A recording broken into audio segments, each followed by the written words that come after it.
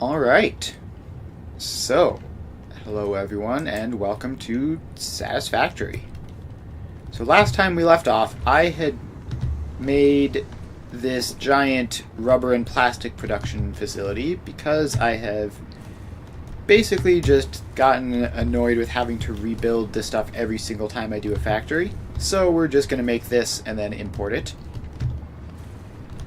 So, currently though, it is not quite 100% there. So this one is not getting enough water, and then I believe that's just sort of trickling through to the rest of it. And also I think there's some problem with these pipes not being fast enough. So yeah, I mean, this is showing like 98% because of the buffer filling up too much.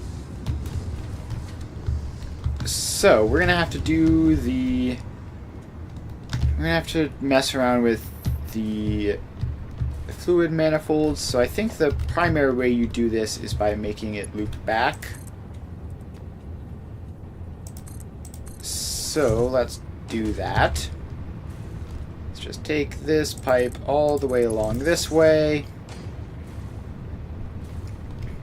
and then just have it become a giant loop, and then hopefully that will fix the problem.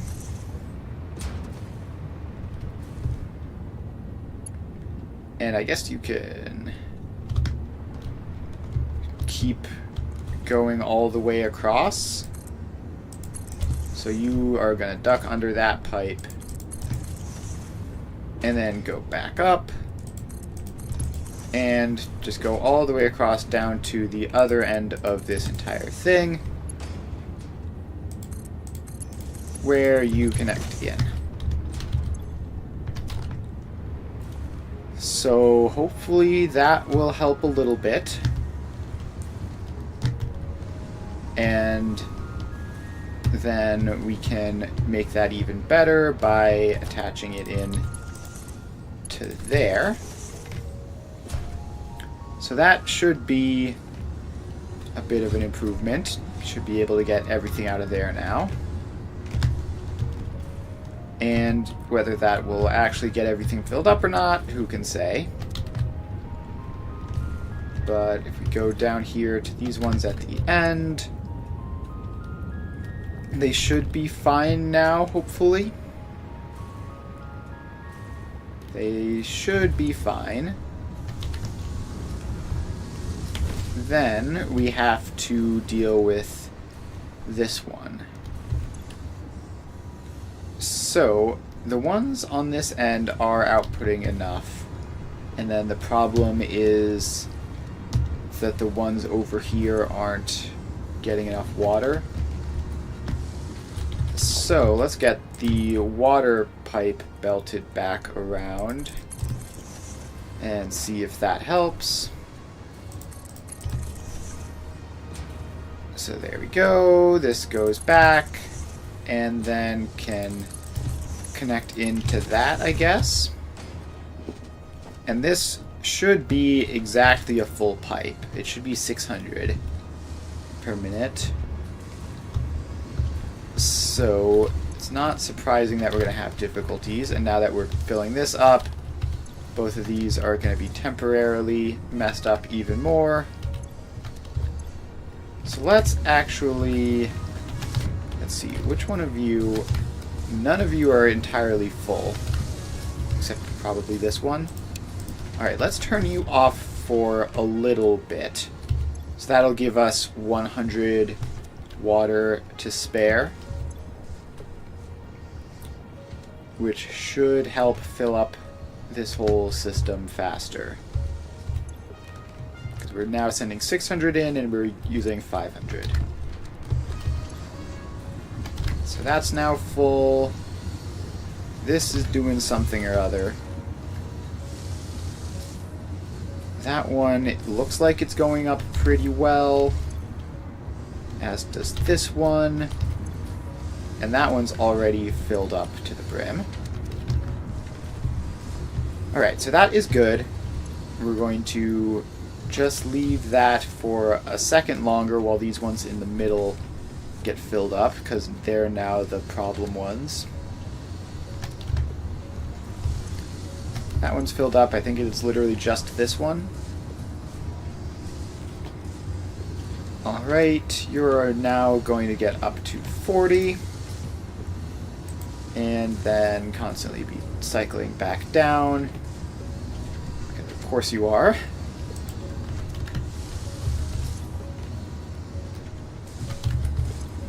Alright. So that is still going. Let's just turn off another one of these to make this go as fast as possible. Now we should have 200 surplus water per minute, which should only be going into there, and now we're just going to let the pipes fill a little bit. So this should get the pipes more full, since these aren't running fully, and that should in turn make the whole thing be able to run at full speed.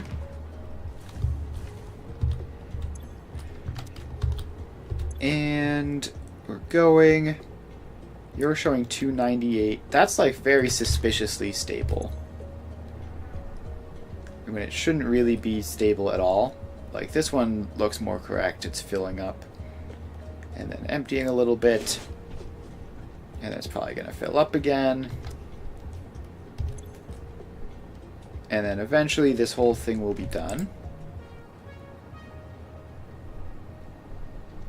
There we go. This pipe segment seems to be almost entirely maxed out.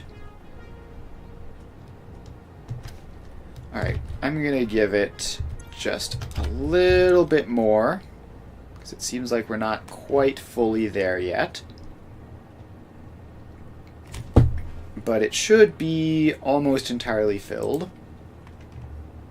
Like, we should just be a couple seconds away, really.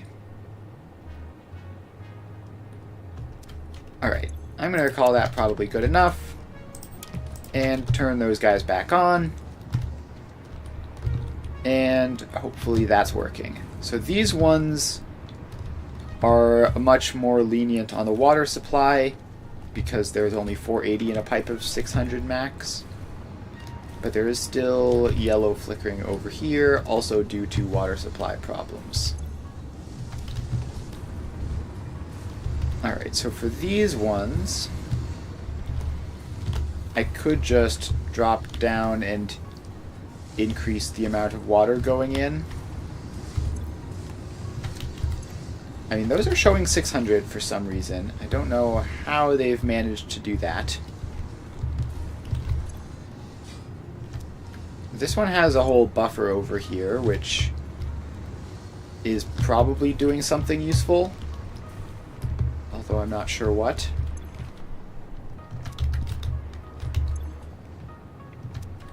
Okay, this isn't supposed to be doing this. This pipe is not supposed to be sending 600 water down. It's supposed to be a valve that has stopped the water flow completely.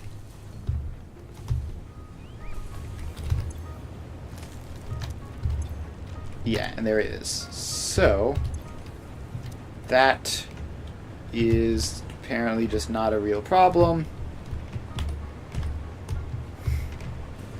And are all of these machines producing fully? This one's down to 89%. This one's down to 91%. Alright, so their water is doing water things again, it looks like, although it looks like only on this pipe. Looks like this pipe is having problems, the other one isn't. So that's weird. Which one is this? Is this the one? Oh, this is the one that doesn't have the buffer. So maybe the buffer is helping. Maybe the buffer is helping. So let's fly back up.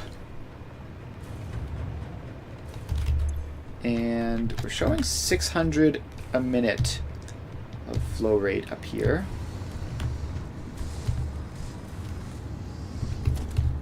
What if I get a valve just like there to lock the flow rate into one direction?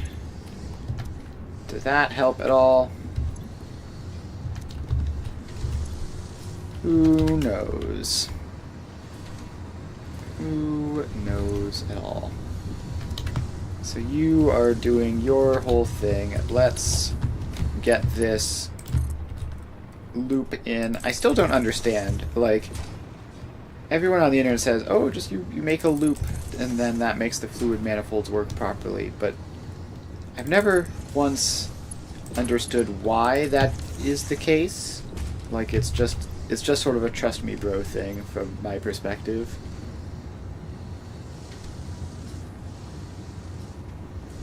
Alright, so we're going to turn you off, give the water some time to catch up, and it shouldn't need too much.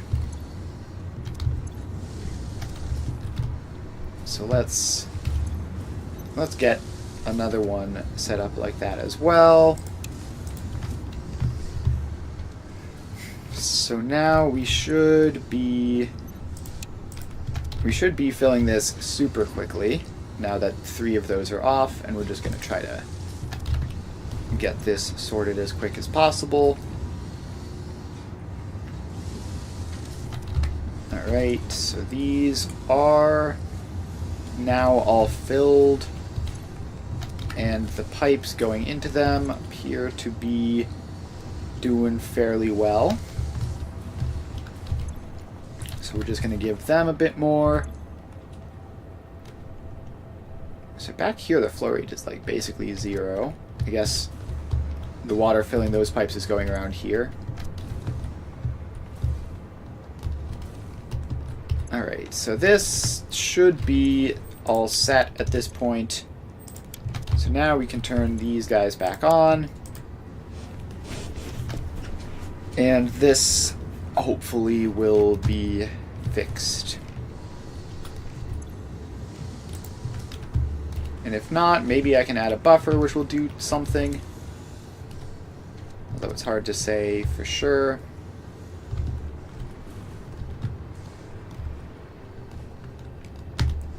Alright, and then there's this one over here. So if I recall, did I see a problem on this one? I don't think so. I think this one was just working. Yeah, so that one looks fine.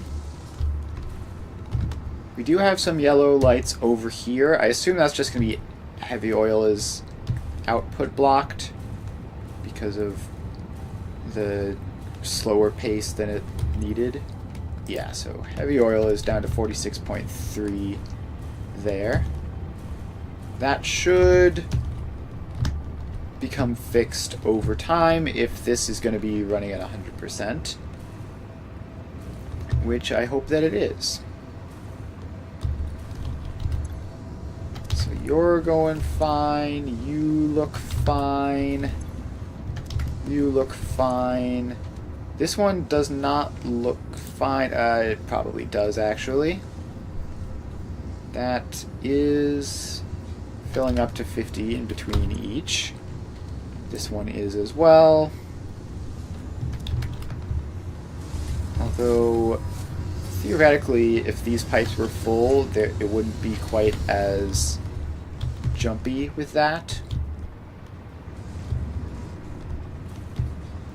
Alright, and now we see a whole bunch of yellow lights all the way down here. So let's go over and see if those are still having problems. So the nice thing about doing this all in one giant batch is that hopefully I will just not have to worry about this ever again. So yeah, we're getting fuel shortages down here, despite our loop. So despite the loop, we have fuel shortages, and that is a bummer. Now, we could just, like, expedite that process with a temporary summer sloop. So that should end up throwing more fuel into this system than it needs, which should eventually overtake these supply problems. It doesn't seem like... Well, let's see. Is it a belt speed problem? No, it doesn't really look like it. We don't have maxed out pipes anywhere. Except for down here, but they're not flow rate maxed. They're just full. So this will pump out a whole bunch of fuel. And it should, I mean, it's going 1.75 times its recommended production, but that should make a difference for these ones. Now, these ones over here are attached up to the other fuel pipe, and they don't have a loop or anything, so let's get that fixed real quick. So this comes along, and we just sort of drag this pipe across, and we're going to need it to be relatively compact because we might need to do the same thing for one more pipe. Alright, so along we go. And we just keep on going.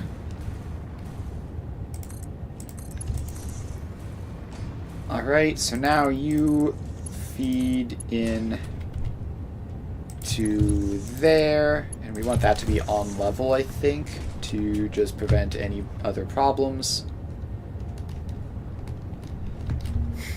And is this a flow rate problem or a supply problem? It looks like a supply problem because this isn't going at 600, although now it is going up to 600. So maybe it was a flow rate problem.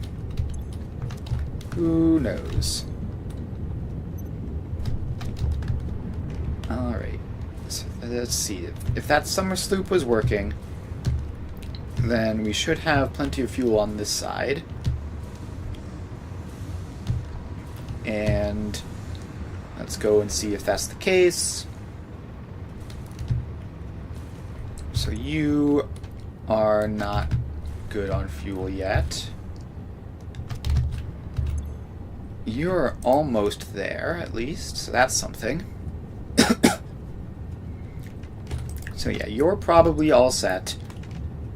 And then we just need to wait for a couple more of these guys. I wish I had more summer sloops. I don't know where they've all gone. But I just have these 3. So we're producing like 60 extra fuel per minute, and it stacks up to 50 in each of these machines. So theoretically, 1 minute per machine should do the trick. Alright. So those are the ones facing the other way, actually. It's these ones here which are getting fuel from this side, and they all look fine. So you are... Yeah, so you don't have the rubber because the other one's going slowly. Same thing with you. Alright, so I think we can take those sloops out and then move them over to the other side. So if we go over here and put some of our sloops into this machine, then that should do the same effect on the other side eventually. Or it will cause this machine to clog up, and then we'll know that we have a throughput problem. It looks like it's getting it all out in time. So that is good. So there you go. Alright, instead of staring at that machine, it's not going to instantly clog up, apparently. So let's see if it's working. I mean, I see a lot of green lights at the moment. And you two are getting enough fuel. Are these two? These are the last two. It seems like they all have the fuel to run, and then it's just a matter of the outputs. So I think we're probably good to go here, at least for those couple. This one is yellowed because of not enough rubber, which should be coming from this machine, which is at 96%, so it should be fine. Alright, that's probably okay. It's probably all good. Alright, so that is looking good. And we should have enough extra fuel in the pipes to keep things stable. So we can yoink those out. And yeah, we are having trouble outputting the fuel now, which is, I think, a good sign, because it means that we've backed up all the way to where all the fuel pipes are full. So then there's this last row, which takes from the other one. And how is this one doing? See, 100% there, 100% there. Go all the way down to the end. We don't have enough plastic there. And we don't have enough fuel there. Alright, so these ones we can just connect that across and maybe do something. Maybe. Alright, I mean, these ones seem to be just completely empty of fuel by the time it gets back there. So if we go all the way up to the front of this, this pipe has 590 some fuel flowing through it. And it branches into two batches, which now combine up at the other end. So let's first of all see if these have truly all gotten up to 100%. You're still going. And you aren't even getting all of your fuel out by the time the next cycle hits, although sometimes you do. Okay, are you all struggling like that? No, you might still somehow have water troubles. Same thing with you. You definitely do. And you're looking fine. So the water pipe here seems to be the main issue.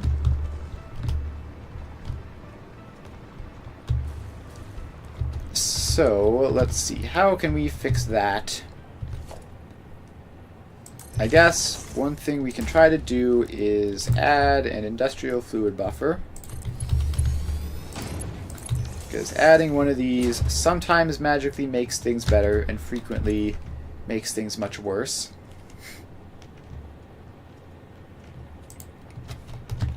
So we've got that guy in. And because I noticed that on this one, this fluid buffer was making all these guys a lot happier. So maybe by putting you in here, something miraculous will happen.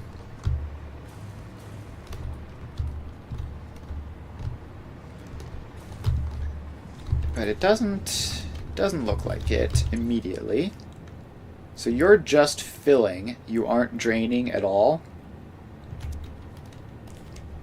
Which is quite suspicious, actually, because you would expect it to be filling and draining, considering all this stuff isn't going at full speed.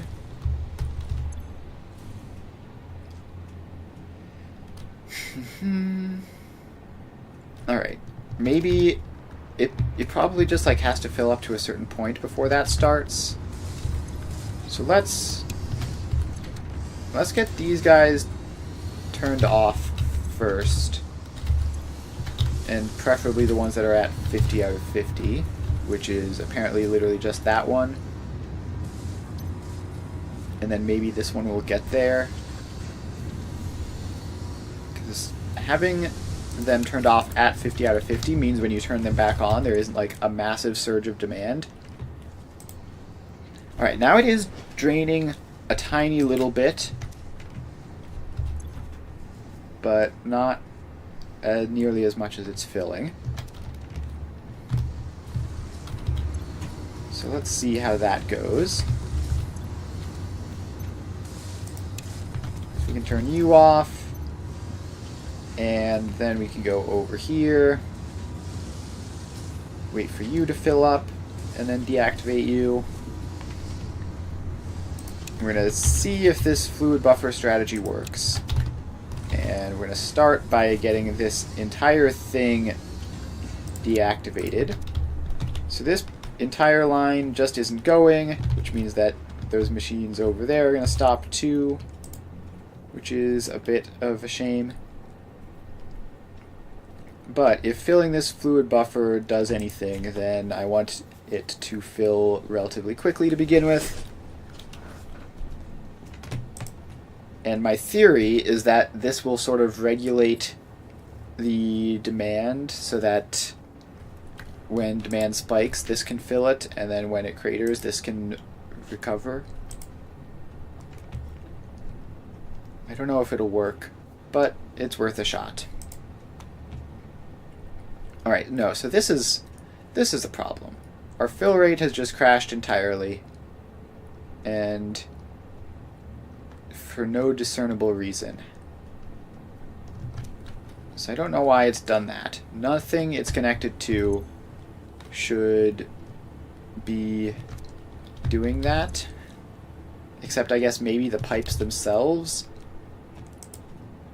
But yeah, this is now draining extremely rapidly, and it's not clear where all that water is going. So what if we do that, and then do that? Okay, apparently you can't add them onto that sort of pipe. So what if we do something like this? And then we turn this valve off for now so that it only fills.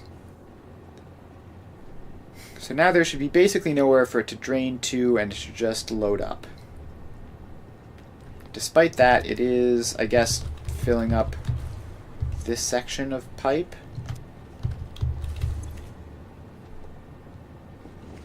Fluid mechanics are so weird. Like, how is it doing this? And also, where's the rest of the water going?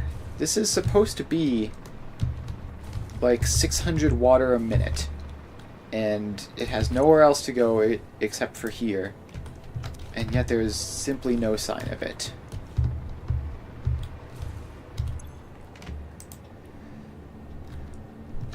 So that is a serious problem. At least all of these pipes out to here seem to be mostly filled. Like, these pipes are all going strong.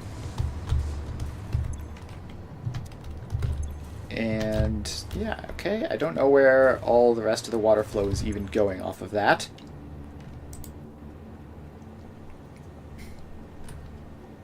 Because this is not even filling meaningfully, it's just sort of fluctuating.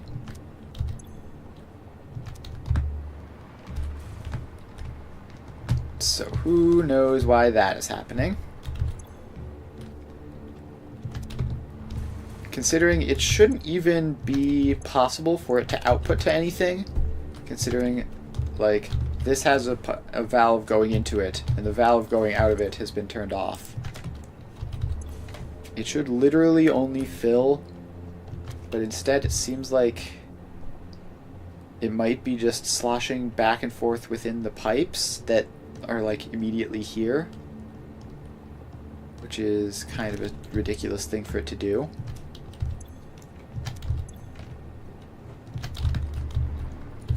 So yeah, the flow rate across this is basically 0.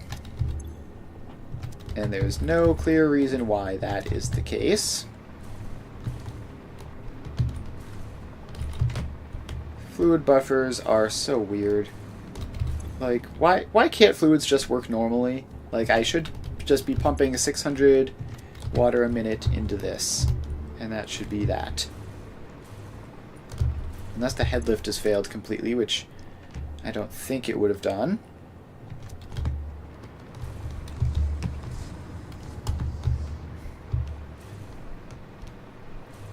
Because, I mean, that fluid buffer, which is basically connected mostly the same way as this one was previously, is completely filled. And this one is doing whatever this is.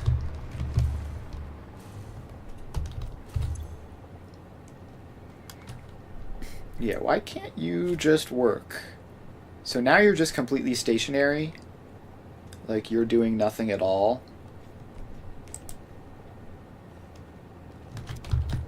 Despite being hooked up, again, 600 a minute water.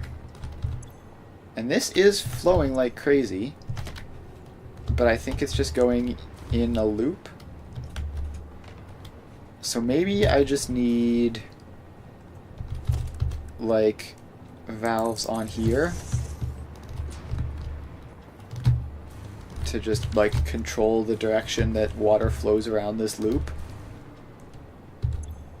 Because now, if it can't backflow, then surely it won't just go in a loop forever.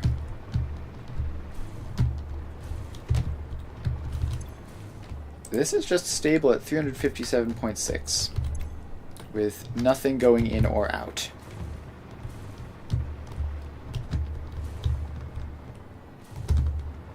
And that doesn't make any sense. I guess we're gonna turn these machines on and see what happens. So we can see if this causes that fluid buffer to behave differently.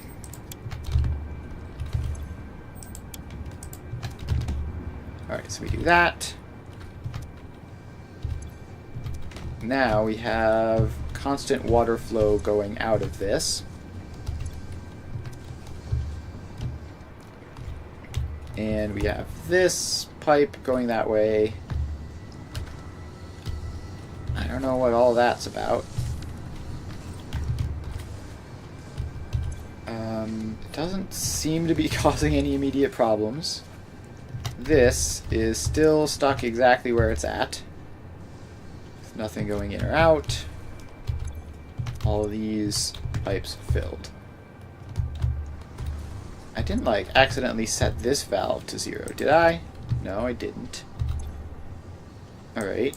Well then, what if I set you off? So now it's draining and filling a little bit. It's entirely unclear why. Like, why is it doing what it's doing? It makes no sense. Why can't it just be normal?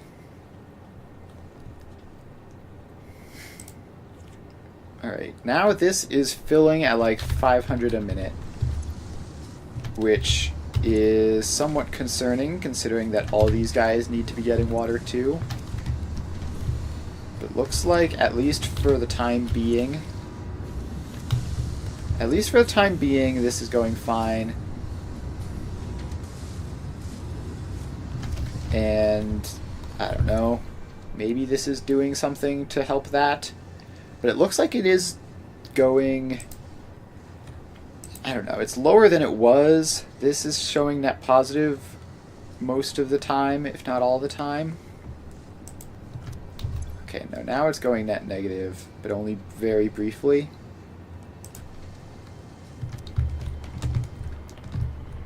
I don't know. Fluids are weird. Fluids are extremely weird. And of course, now we're going to be short on fuel for these machines over here.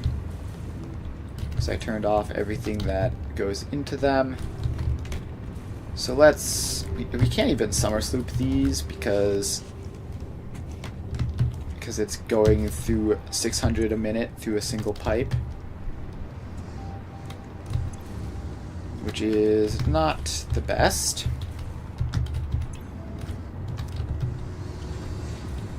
Is this working? This might be working somehow.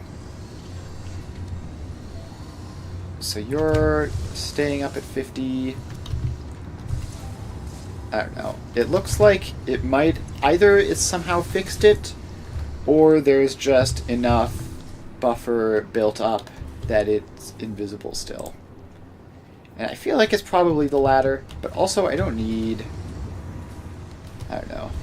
I might just have to give up on having this be perfect. I would really, really like to have it be perfect, but fluids are just incredibly frustrating to deal with, and we probably have enough now.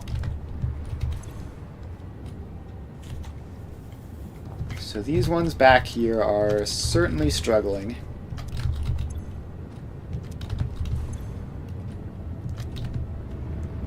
So that's not great. Alright, how do we fix this in some other way other than just hoping that it works? We could run an entire other pipe up here with more water so that we overfill it, or at least give it more capacity. That is technically an option. And I guess we're going to have to do that, because I'm not at all satisfied that this is going to work. So let's drop down here. And down we go. And we catch ourselves right at the bottom. So these machines are outputting at not 100%. None of them are even especially close to 100%. So that's not great. So, in order to fix that, let's just get a junction over here. Bring it over this way. And that should help them. Then let's also, just for good measure, get an additional guy onto here. So now this is more water than is needed. It's like 720 out of 600. So then we bring this back to here. We bring you along and connect this up. And then we just have to get this pipe going up all the way. So this pipe then goes up, and with double capacity we will have enough space in these pipes to get 600 water, even if it's not going at full capacity, because the problem is that the pipes say they can handle 600, but they frequently just sort of decide they don't feel like it and stop.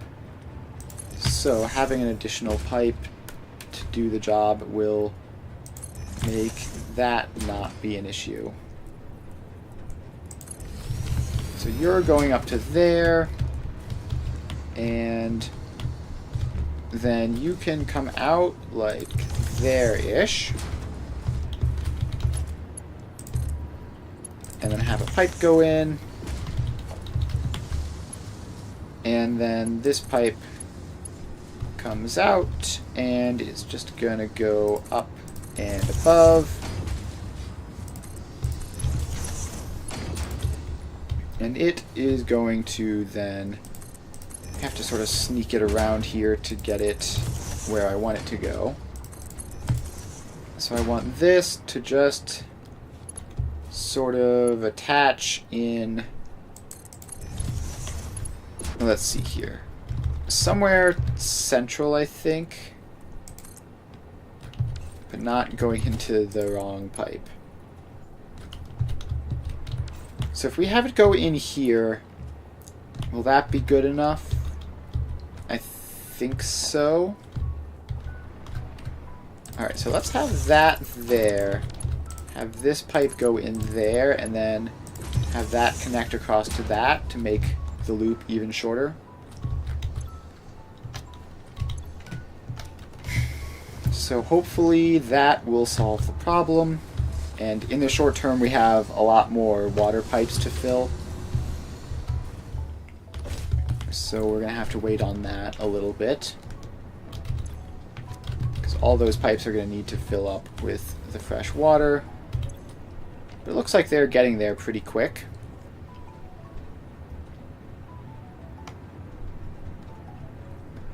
So there we go. And now up these should be going strong as well. And then they have their weird, twisty little journey around to here. And now we should be in the clear as far as water supply goes, because now we have way, way more water. So there's still going to be a bit of instability as they get sorted out, but they should figure themselves out, and then the pipes should all fill up, and then this should be good to go. Alright, so that is at 50. This one is at 50. You're at 50. You are at 50. You're at 50. And you are at 50. So this is now entirely functional, it seems. Let's get rid of that random pipeline support. It looked weird. So this should now be doing more than enough. And our fluid buffer is even filling a little bit, it looks like. Though it's hard to say exactly. Okay, now we want to sort out the output of this. So this pipe goes over this way and will be able to make this more than 600 a minute. And you can just plug into there, because the way intersections work is that each individual input and output just has to be correct. So we have like a lot there, and then they can just split off however they need to. Alright, now we can go back here, and now I'm seeing yellow lights on those machines. Wonderful. So we're going to give you some summer sloops to increase the amount of fuel going out, and then in the meantime, this is filled. Oh, I see. We've actually... I forgot to put a sink on these, and we've actually filled everything up. Alright, so let's do that then, because I do want these to be theoretically running around the clock just to prevent any weird stuff from happening. Although this loop back is still going, which is kind of funny. This one isn't, for whatever reason. I wonder if that's because I failed to set a priority thing. So in this one, the loop back is that one, which is getting priority. If we go over here, then we should be priority left. Yeah. Alright. So we can do that. And no, it doesn't just keep looping infinitely. Oh, this also has to be priority right. Alright, now the loop back is going. So that's cool, I guess. So that's neat. Let's see here. So this is all going to be backlogging and turning off and everything. So, let's take that belt out and instead get in a smart splitter, which has to be facing the right way, of course. So you go in like that. And then we also want to accommodate for the train stop, doing train stop things. So we want to have a buffer here. Can those fit in these spaces? Industrial storage container does indeed. And can we just shift these belts over to the right a little bit? We can. Alright, so let's take all these out. And actually taking the floor holes out is the most convenient because it removes all the lifts as well. Alright, so those go out. Then we put in industrial storage containers. And they go everywhere here. So like that, and one more. Alright, now these containers are connected across to the output. And this is to ensure maximum throughput despite train disruptions. And we're going to have to do the same for these ones over here, which hopefully won't be a problem. Okay, it is going to maybe be a bit of a problem over here. I'll have to figure out. But we're going to have to do it anyways, so let's take all these floor holes out. So out you go. And another one. And another one. So you get your storage containers. That's 1, 2, 3, 4, and 5. Then these get connected up to both outputs of the train stop. Like this, all the way across. Alright, now we need to get these lifts up. So you go there and get connected in like that. Then this one goes there. And let's just try to get all of these. So you are like there, I think. No, you're one over. Alright, I think you're all lined up the same, actually. So you all go in like that. And then you get your lifts. And then we're going to have to do this on the other inputs. As we go over here, get those lifts set up. And then we're just going to have to set everything down to them. So you go up to here. And then all of you should be the same. So something like that. And that. Okay, no, not that. That. And that. Then we bring these lifts down.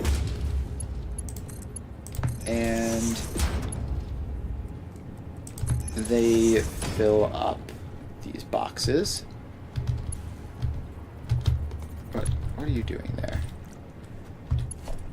It was trying to connect it into the bottom input, which I guess wouldn't have caused a serious problem, but it would look weird. Alright, so now we just have to get these inputs into these floor holes, which for this one should be easy. Just have to shift it over a little bit. For the plastic, it's going to be more of a problem because it's going back the way it's coming from. Alright, so you go in like that. And then you just need to go left. Any center overflow. No, not center adaptive control unit. Not center adaptive control unit. Stop it. There we go. So that is going. Then we need to get these inputs into these floor holes, which is going to be a lot harder. So for some of them it's easy, like that one just goes back that way.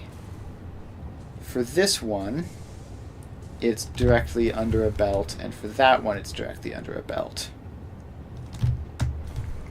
So we are going to need to take that belt out. Okay, this one I can fix pretty straightforwards. So you go like there, and then you become the belt that goes back into there. And then you go down like that. Nice and simple. Alright, so then this one, the floor hole is directly beneath the input line, which is not ideal. So we're going to need to take you out, have you go... Let's see here. How is this even going to work? We need... So the outer two are theoretically easy unless I have to rotate it some. So if I take this whole thing out and just send it back here, this should work, I think.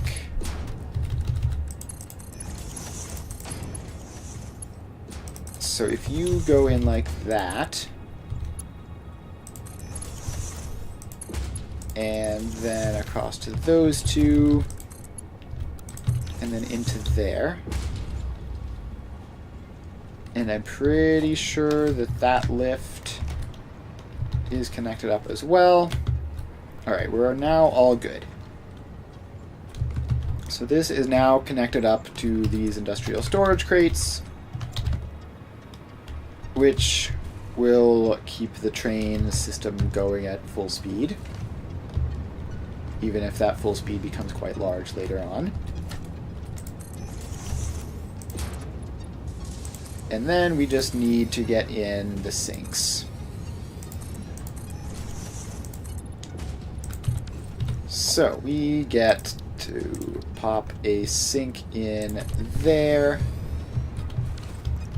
and connect that across. It is center overflow. So that's correct. And then we just power that sink on, and then we just have to go over and do the same thing here. So we take you out. You get a smart splitter somewhere in there, which is going to go through that, and then off this way with an overflow, like that, left, overflow, get you powered up, and that should be all clear to be running. And now we just have to figure out, so that's because there's not enough heavy oil residue demand, and that's probably because there's not enough fuel demand, although it looks like we are getting there again. So you're not running because you're entirely full, but now you're running. Alright, I think this is all okay. And then that was the summer sloops one, and we can just take those summer sloops out now that they are not needed. And let's see, what am I able to get rid of? I'm able to get rid of all this rubber and plastic, and probably all these motors. And I could get rid of all this other junk, but like realistically it's just going to pop back up again. We can get rid of those computers though. If it's a bunch of stacks of something, I'm not going to be regathering a bunch of stacks of things probably, so I can get rid of those. But if it's just like, you know, the 2 reinforced iron plates, at some point I'm basically immediately going to be like dismantling a Mark II belt or something and filling back up on those. So there's nothing that I can really do there. Alright, so our plastic and rubber factory should be more or less in the clear, assuming that these yellow lights are still just not enough demand for output. Yeah, so I think we're probably okay here. Which means that now we can go on and look at our cooling systems. So we need to get aluminum, rubber, nitrogen, and water all in one place, and then make some cooling systems. And how much of all that stuff do we need? We're going to need 120 heat sinks, 120 rubber, which is not much, half a pipe of water, and a quarter of a pipe of nitrogen. Alright, so then the heat sinks, we're going to need 120 of these, which is going to be an insane amount. So that's going to be 360 rubber, 360 aluminum casings, which is going to be, what, 6 times this? So 540 aluminum ingots. That's so much. It's a lot for sure. And it might be a bit optimistic to think that this rubber factory will last forever. I guess let's look at the cooling device option. Well, the heat sink demand on that is the same, right? And then we also have motors to deal with, so that seems unnecessary. Alright, let's just go over, I guess, directly across. I guess we could just go over here and set up another thing. Alright, so you are going to be like this. And then you have a... There we go. Took a while for the hotbar to get around correctly. Then we have a two-way rail. Now, you go out there, you go out to here-ish.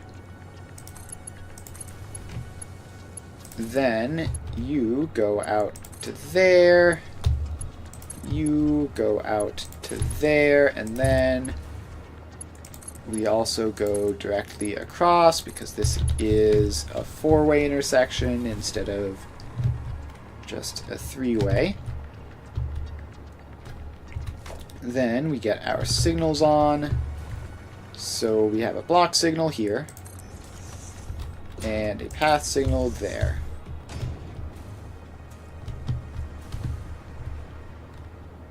Alright, why are all these guys unhappy?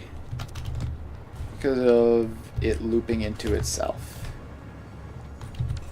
Okay, what if I take that path signal out and that block signal out? Then it's fine, so this block signal was apparently the problem.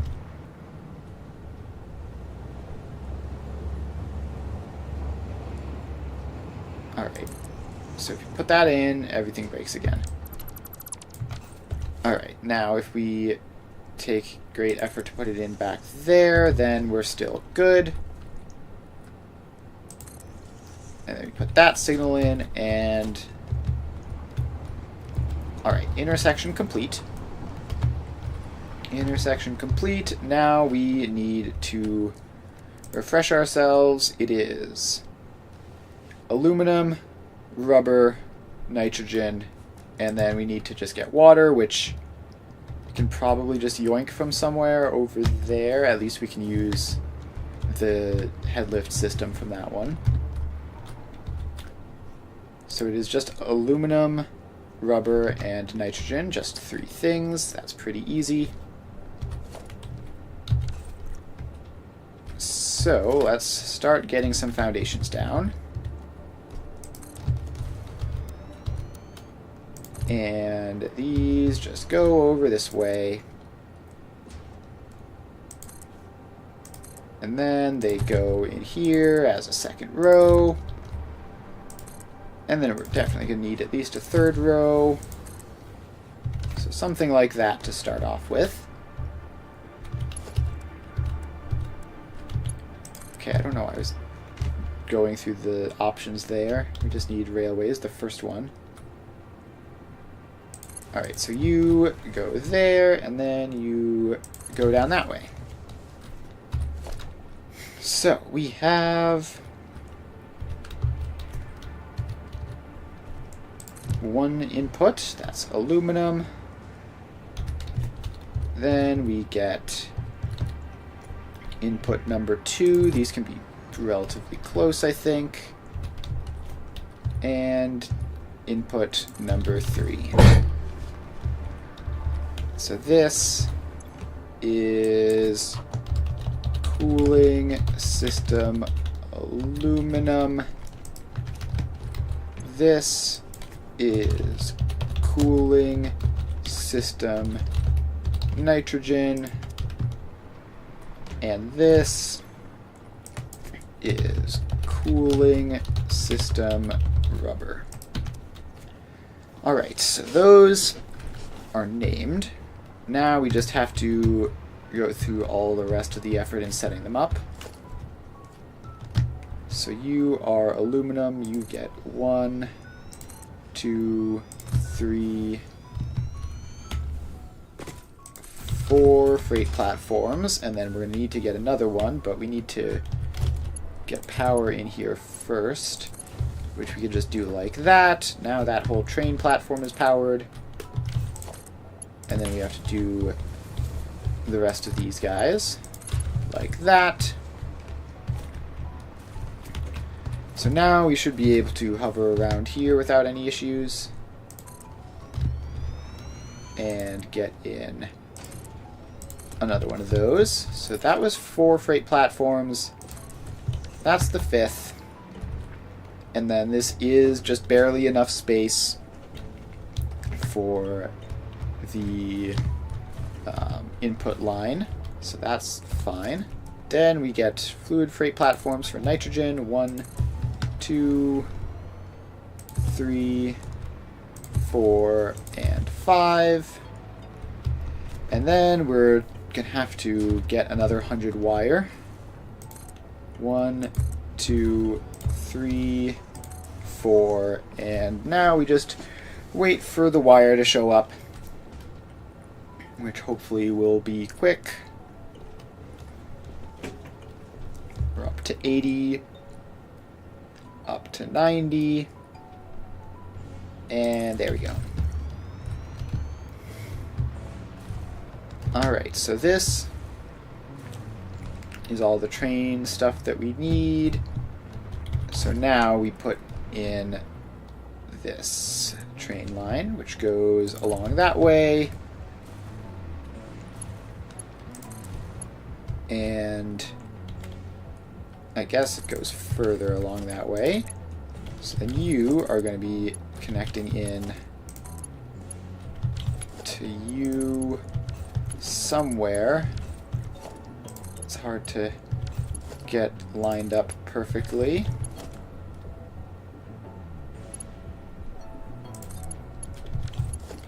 It's hard to get lined up perfectly, especially with that weird spot where it snaps, like, just in the middle of it. Alright, what if we just have you do that, and then have this line go back this way, like that. So then that guarantees that that is lined up correctly. Then we just have to get the rest of these in. Alright, now you can curve around back to there. And that one can attach up. Alright, so we just bring this railway in to connect here. And that's that. Now for the signals. Get a block signal before this branch. We get a block signal covering each station. And then we go to the front and get another block signal on the exit of each station.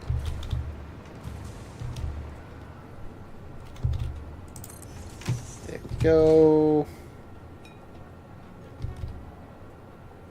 Please. There we go. And one more. Alright. So that is the train stations built and set up. Now we have to put the trains in. Transport, locomotive, train, and 1, 2, 3, 4, 5. And this is cooling systems aluminum. Cooling systems aluminum. And we just have to grab aluminum ingot output and then cooling systems aluminum. Here you go, and then while you're here, you wait until fully loaded or unloaded, and then 0 additional seconds. And then off you go.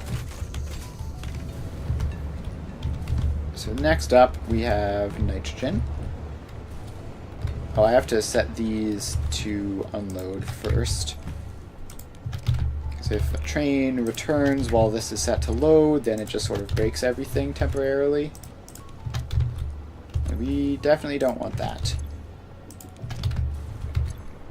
So let's get all these guys set to unload. And then this last one. So there we are. Alright, all set up there. So now we can go here and get this train in. 1, 2, 3, 4, and 5. So you are cooling systems aluminum. Not aluminum. Nitrogen. I was autopiloting, just doing the same thing as last time. Cooling system nitrogen, nitrogen source. While you're here, just wait to be fully unloaded. And you get to be labeled nitrogen. Alright, off you go. And now we have rubber. So you, and then 5 freight cars. 1, 2, 3, 4, 5. So you are cooling systems rubber. And then we just search for rubber, and we get rubber output, cooling systems rubber. Set this one so that it waits to be fully unloaded. And that just prevents a whole lot of extra traffic. And off you go. Alright, so that is all all of the train stuff done. So now we just have to actually build the factory itself and wait for the trains to bring the supplies. So we are going to need rubber. Or we're going to need some water for this, but not a lot. So we should be able to just borrow, half a pipe of water from nearby. Or just pipe it up manually, I guess. Although piping up manually is super annoying. So I think we're just going to borrow the head lift from the rubber factory. Alright. So, in order to make cooling systems, all these things are just being directly imported. So the only thing we need to make is the heat sinks. And we need 120 heat sinks per minute. And we're going to be doing heat exchanger alternate recipe because it doesn't have copper in it.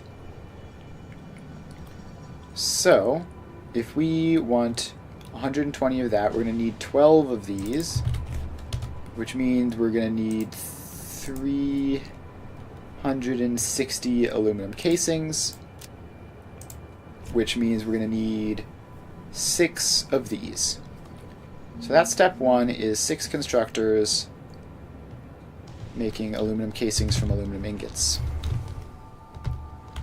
So that is this here. And wait, actually, how much aluminum was that? So it's 6 of these.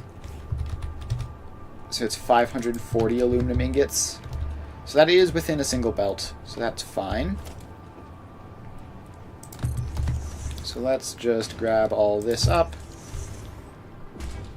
The fact that it's a single belt makes this relatively straightforward. We just do that, and then balance across them.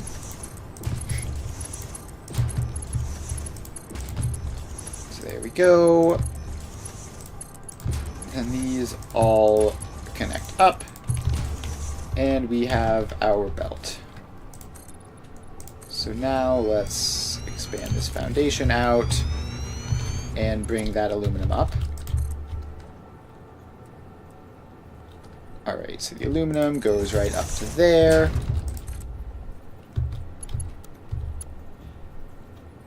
And wait, no, that's dumb. That's not where the output side is. This is the output side. Can't believe I almost made that mistake. So there we go. And there we are. So that will be our aluminum. And then we just have to put these into a couple of constructors, right? Nothing crazy. Ooh. Trains are even coming back now. So we get 6 constructors. Just a row of 6. 1, 2, 3, 4, 5, 6. Alright. And then you 3 get a splitter. And you 3 get a splitter. And then I believe these are all Mark II belts, because it's going to be 90 in for 60 out. So those are all in. Then we have Mark III belts, I believe is actually just the precise number needed, which is pretty great. And then we have a Mark V belt going into this. So there we go. And now we just get all these powered up. And then we need to connect this power pole down to there. And that work? Doesn't seem to have worked. Did I just place a power pole somewhere? No, that's connected up. Oh, I didn't put the recipes in. That's why they're still showing red. Right, so you need to be aluminum casings. And then that just gets pasted across. And this will actually just be perfect production rates because of the 270 belts limiting things correctly. So that's very convenient. So now we just merge these up and they get Mark 1 belts as outputs, and then Mark 5 belts going down this main line. So now we get a smart splitter and a sink. So you get to be there, and it is right, overflow, and power the sink up. And connect that across. All done. So that is step 1 finished. Aluminum casings produced. So then the next step is the rubber. If we need 360 of those, we need 360 rubber, and we're going to need 12 of these assemblers. So let's get that row starting, and it can start right in this same area. And I have a blueprint for this where we are 3 assemblers, double floor. So start on default build mode, get 1 lined up. Something like that. And then we go over to blueprint auto connect. And that is 3, 6, 9, and 12. Alright, so then we just sort of get that all lined up so that we have floors underneath it.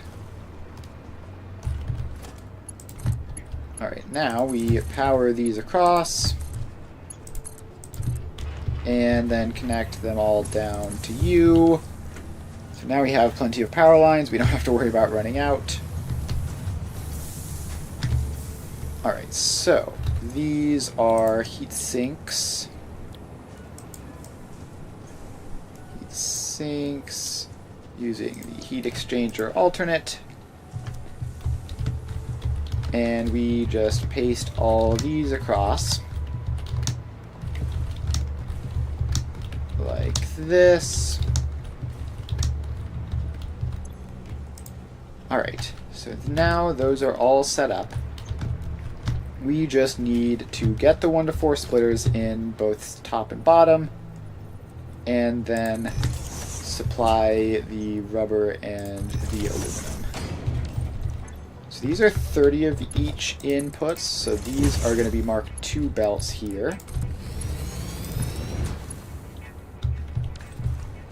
And same thing with these, there and there. And then we just have 1 final row of splitters here, which is going to be, so that's 90, that's 90, this is going to be 180. Alright, that's 180, and then we have our belt there, which is like that. Alright, now let's figure out where actually the rubber belt is going up from. It's over here and sort of in the middle here. But the rubber is being split, right? Because there's some that goes into the final thing, so we're going to have to keep that in mind. Actually, wait, is this? So that's going to be 120 rubber there. And it's going to be 360 rubber there. So it's actually exactly 480. So we can... Well, we're going to have to be a bit precise with this because of the train output. So we can't just use Mark IV belts here. But we can use a Mark IV belt later down the line past a buffer chest to get that controlled completely.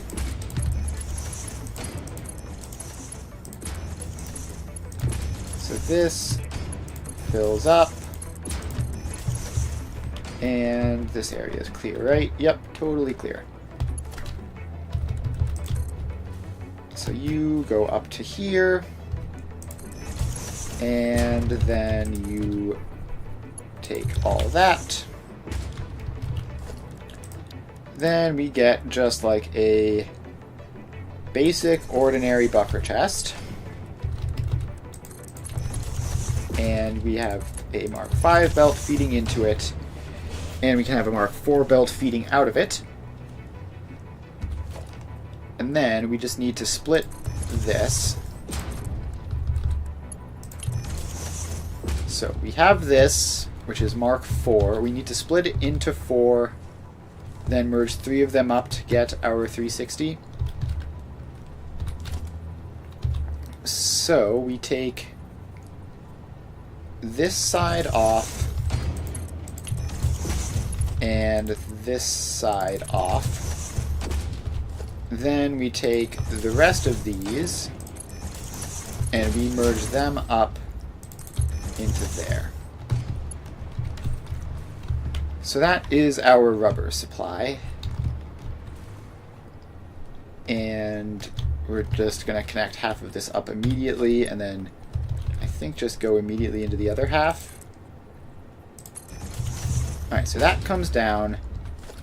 Then we have to get the rubber in like so. Alright, now we get this splitter up for the heat sinks, or the aluminum rather. This whole thing is for the heat sinks. That goes there, and then we have to get this 1 to 2 splitter in, and then we get another splitter here, which... If that's 90, that's 90, then this is 180, which means it needs a Mark III. And then we need this to take our aluminum casings.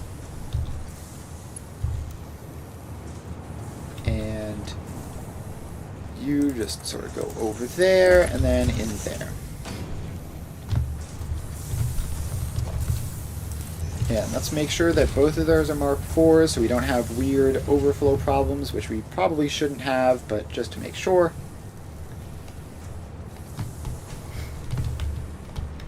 Alright, so this is then already looks like a Mark II belt, and it should pretty quickly fill up with heat sinks once we get the casings across. So let's sink these heat sinks. And they get a smart splitter and an awesome sink. And that just goes like that, but center overflow, left any, right any. And now that gets connected up to the power.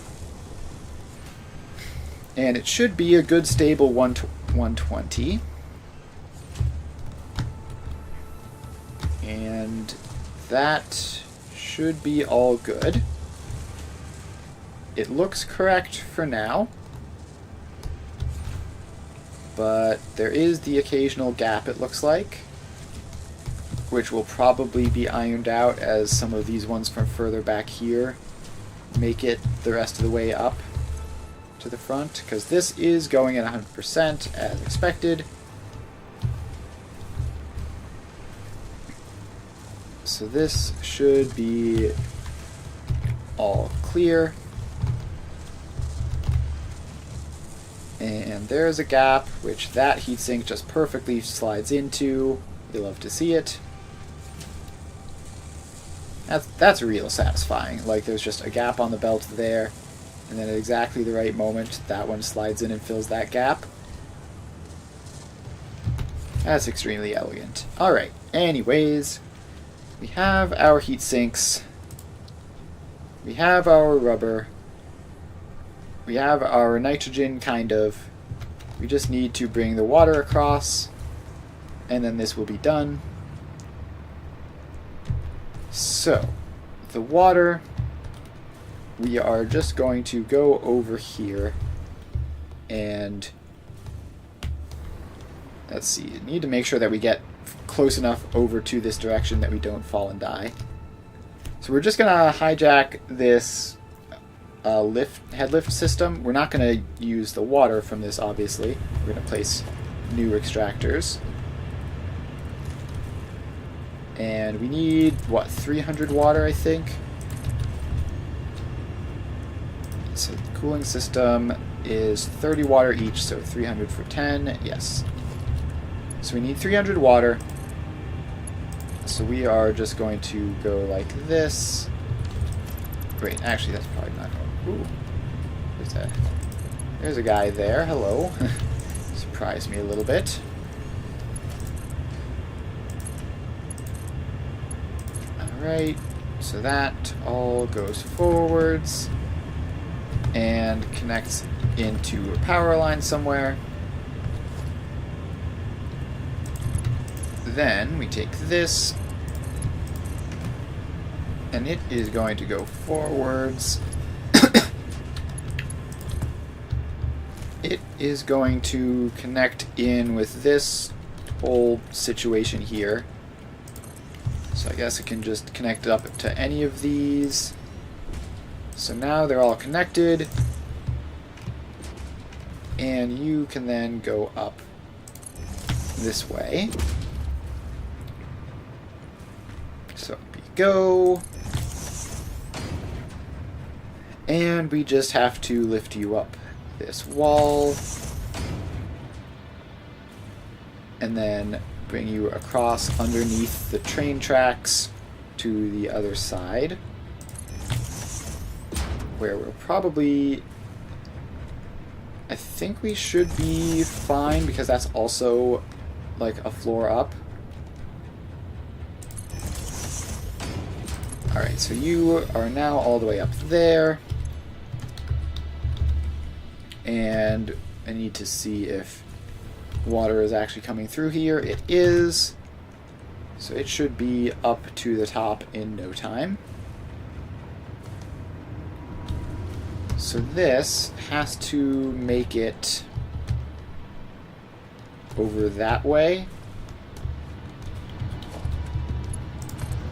So we go over here and we just drag this pipe along. And we need you to get underneath the train tracks, but we don't want you to get too close to the train tracks. So you can do something like that. And then go down there. And then all the way over here.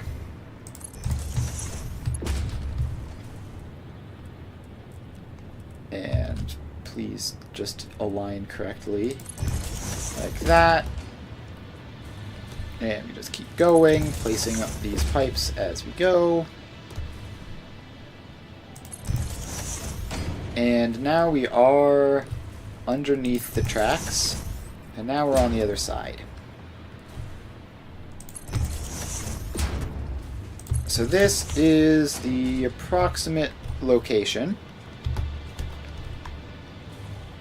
So we now need to just sort of like build out in some direction. I guess let's go back here. And you get to just fill out all this space. And then we are going to put some blenders on that, which I'm pretty sure I have blueprints for. Blender, blender, blender. 2 solid, 1 fluid. Okay, I don't actually have a 2 solid, 2 fluid blender. So let's get a blueprint designer down. And this should be hopefully a pretty easy fix.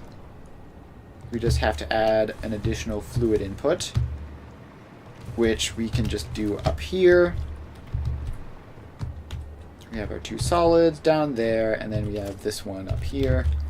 So you just go up like that and across. And then we get that pipe in and that pipe in, which then go down. And that's that. So then we can just set this to cooling system, I suppose. There we go. Might as well do that step. And now we can just save this as 2 solid, 2 fluid blender.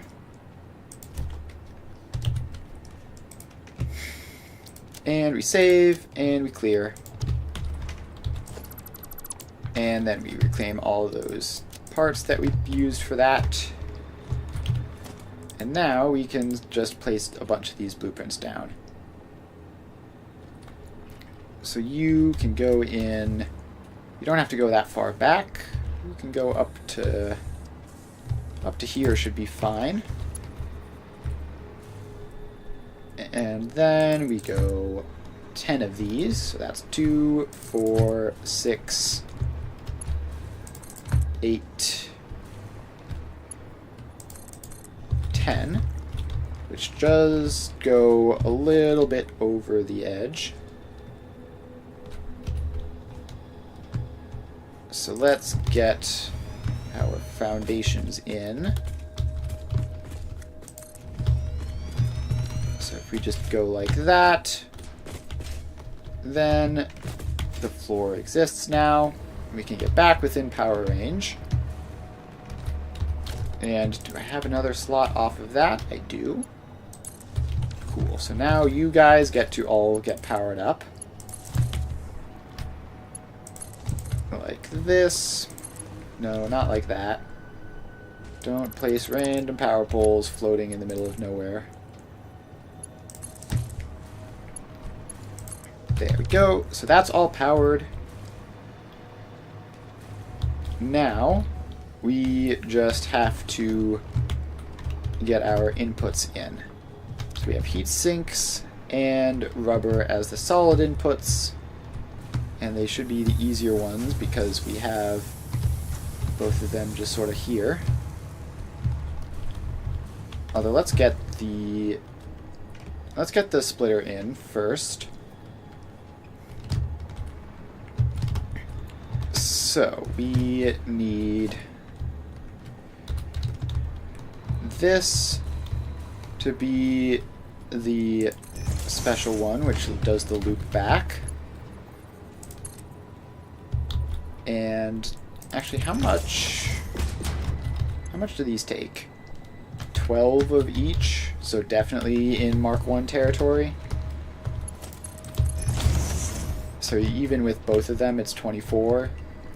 So yeah, that's gonna be fine. So then we just need every other one of these guys. So we get you and you. And you get a belt. And you get a belt. And you get a belt. And you get a belt. Alright, so now we have this setup here, which is there. I'm pretty sure we need Mark IIs at this point. Actually, we might not, because it should be like 120 total. And this isn't the end of the entire production line, but Mark IIs won't hurt for these. So that goes back to there. And then we have U, which takes this chunk. And you go right back into that. And forwards into that. Alright, so that is one of them. And we can then bring rubber. Actually, again, this is Mark II exactly, right? So you can be precise there. And that is going.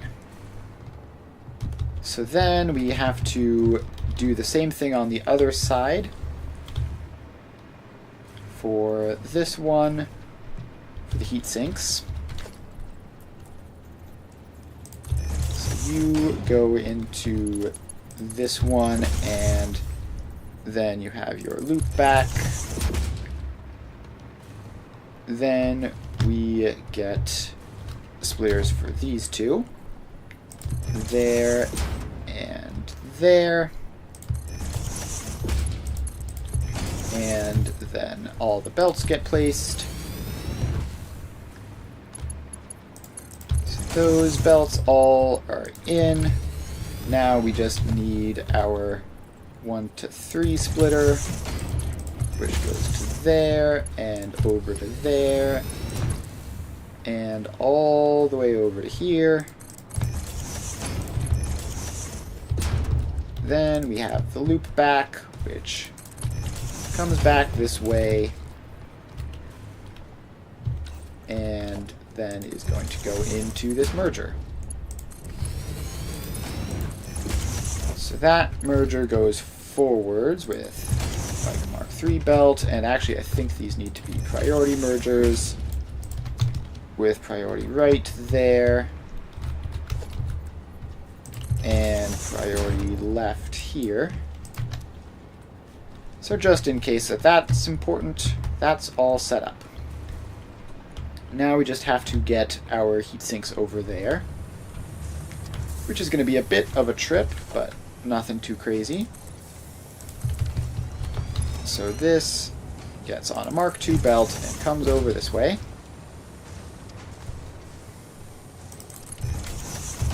And then at this point, we drop down to the lower floor, which is where it's ultimately headed.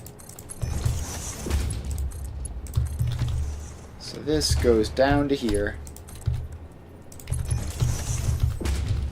and around all of the input belts, and then around this way and into the merger. Alright, so that is that. Solid inputs done. Next up, we have our 2 fluid inputs, which should be easy. We just have to stuff them in the pipes. And it's going to be... Oh, wait. That's not 150 nitrogen gas total. That's 150 nitrogen gas each. Okay, that's 3 pipes of nitrogen gas, which is a lot. I don't know if we even have that much. I guess we will find out. What is going on here? What has happened?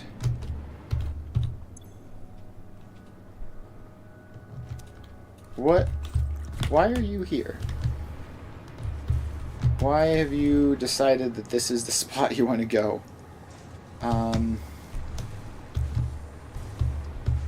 Interesting.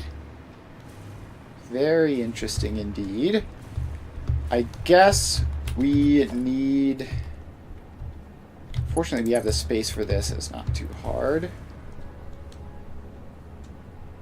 But hopefully this even does the trick, because it isn't necessarily guaranteed to work. But if we just create this lane around here, then trains should, in theory, prefer to go down this way rather than through all that stuff. Because the train stations add a significant amount of like calculated distance when the trains are determining their routes. So hopefully being able to, whatever shortcut it thinks it's taking, hopefully having that on there will help it decide to go around this way instead. Alright, so you need to back up and then go this way.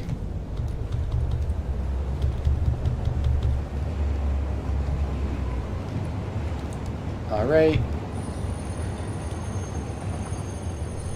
So now you turn on self-driving and you can just do whatever you want now. And hopefully you figured your route and you're not going to do completely unhinged stuff anymore. Alright, so the water is easy, the nitrogen is very much not. So, let's do the easy part, which is we just have to grab our water pipe over here, bring it over this way, and then attach it into the cooling system factory.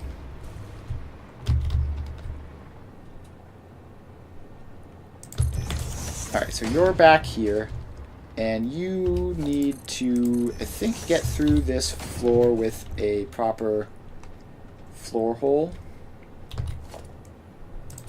So you go up there, and then you go up to here, where you're going to need another floor hole, probably. So directly above this is that one. And so you go up to there. And then we need just one more row of this.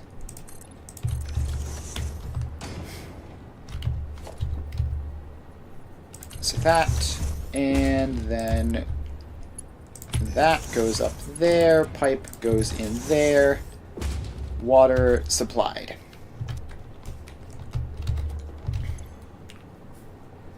Alright, so the water has been supplied. That is that, assuming that this has the head lift, which I do not know if it does, and it looks like it might not, maybe? Or maybe it does. Yeah, okay. We're all fine there. It just took a little bit to get it all figured out, I guess.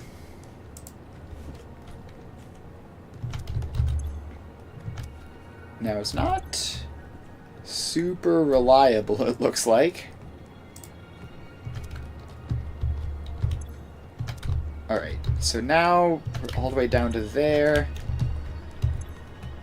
I do not understand what this water is doing. It seems incredibly unstable.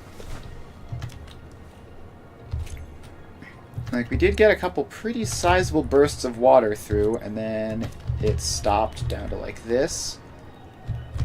Now, this is, if I'm looking correctly, a little bit higher than the other one, so we might just need a new pump. So you can go in down there and get connected up to there. And, okay, it's like instantly way better, and it's impossible to say if that's just it doing its weird thing or if it's actually good. but we should be filling up all these guys with water.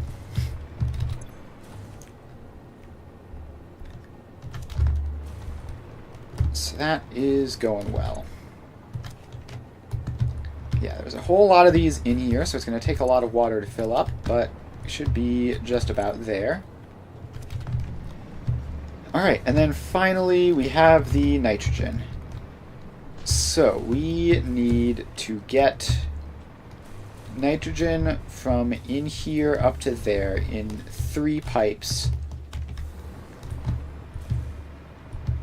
Okay, no, this didn't work. You still want to go through here, despite that being a very bad idea. Now, why do you think that this is smart? Is this the same train? That fluid train from earlier? Yes, plastic, rubber / oil. I really wish I had, like, the ability to just say, this train in specific, don't go here.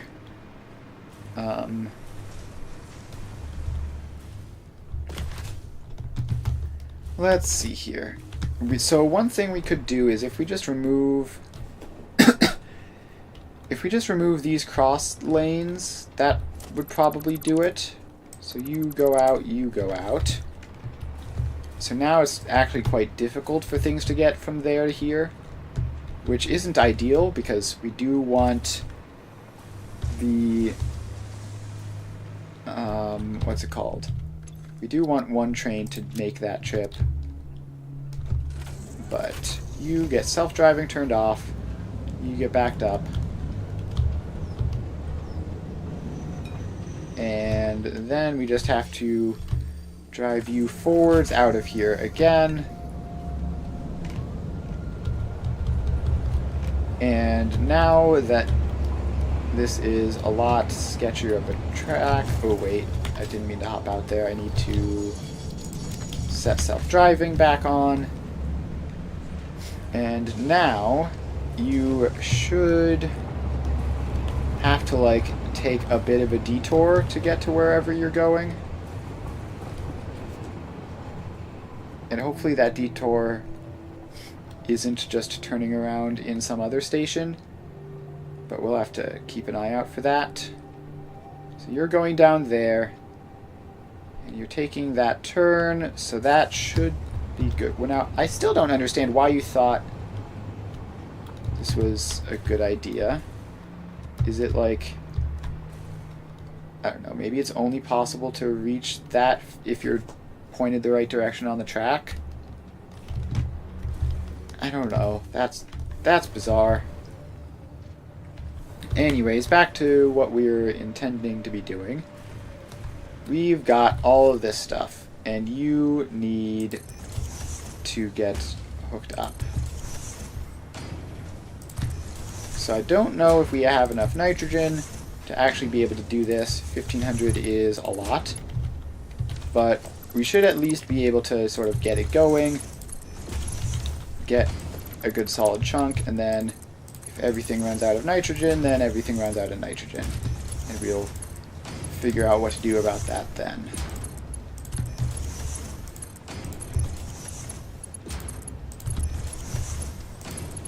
Alright, why do you keep wanting to do that? Just connect to the output that is 5 inches in front of you. Alright, so that is connected from the trains. Now, how much stuff is in that space? Of course, there's no way to get up within 100 miles of that. Alright, it's pretty clear up in that area. So, let's just place down 3 pipeline floor holes up there. And we'll take it from the front, from the middle, and from the back.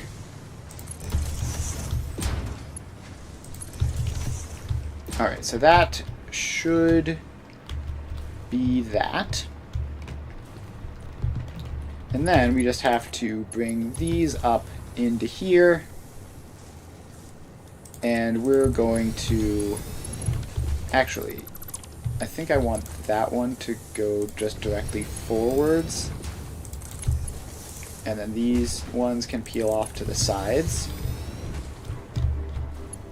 Alright, so this nitrogen pipe goes up here and is going to need to go through a floor hole. So you get a floor hole. How about just there, just perfectly lined up? And you connect from there down into there. Then you get a floor hole. What's the halfway point? 1, 2, 3, 4, 5. 1, 2, 3, 4, 5. So the halfway point is actually like here. Alright, so let's get those in, and then I'm going to connect you up to there so that you're perfectly halfway through, and that is this one. Oh right, we have to do this correctly, so everything goes into the floor hole, not out of the floor hole, if you want things to line up right. And then we have this belt, which this pipe has to go over that belt, and then run all the way over here, and then we have to send it up to this. So this gets a, that's a wall hole, so it gets a floor hole, which connects down and connects up.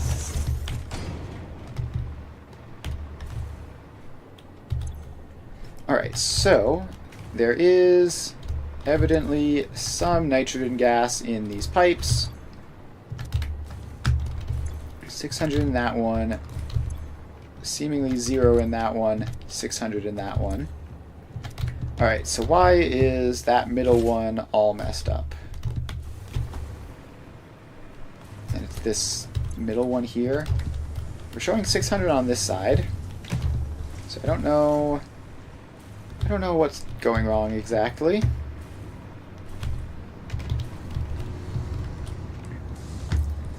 Maybe it just took a little while to get caught up to speed. No, that's definitely showing 0 flow rate. Oh, it's the front one. The one in front. The one in the middle is not the same one in the middle over there. So you.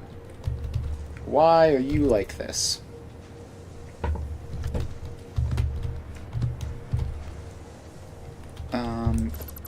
Maybe if I disconnect and reconnect to that side, which is how the other two are connected up. Alright, now that's showing like 400 some. So I guess that did it for whatever reason. And yep, sure did. Sorry about that. I had a sneeze. Alright, so now we are making blenders. And we just have to get a sink and a dimensional depot for them. And then this will be good until we discover that we've completely run out of nitrogen in a little bit, because that is the most likely outcome of this. Alright, so we get an industrial storage container, like that. Then we need more space over this way for an awesome sink. And we get a smart splitter, which goes along like that. This is right overflow. The sink gets powered up. And now we just get the dimensional depot on top with a Mark III belt going into it. Alright, and that is cooling systems all set up. and ready to go. So it's taking a little bit to get them all uploaded. And obviously this belt is only so fast. It's actually exactly the right speed for this. So that's all cool. Now we just have to see how the nitrogen situation is going. I mean, it's probably going to be good enough, right? So this, if we're doing 1,500 a minute, and we have 2,400 times 5, that's 12,000 storage in these.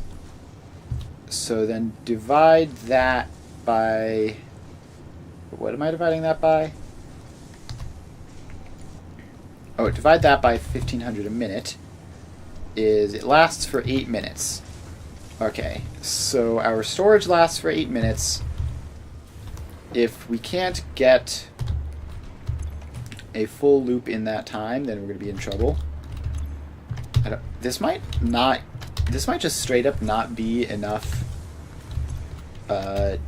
transport to get all that nitrogen over. Like, we might need an additional train or something like that, which would be annoying.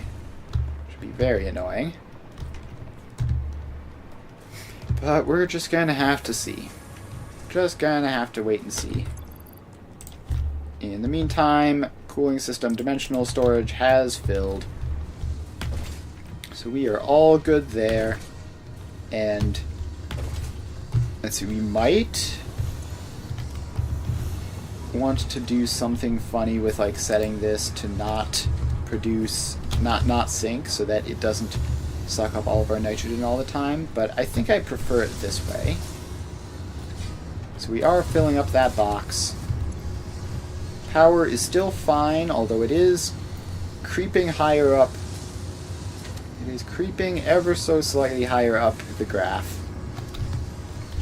So we're going to make a massive, crazy nuclear power plant, which should hopefully solve all of our problems, but it also might not. So we're going to have to figure that out. And it's also not super close anyways, because I want to do it with Fixonium and everything. Just like a true end game, maximum possible power type of deal.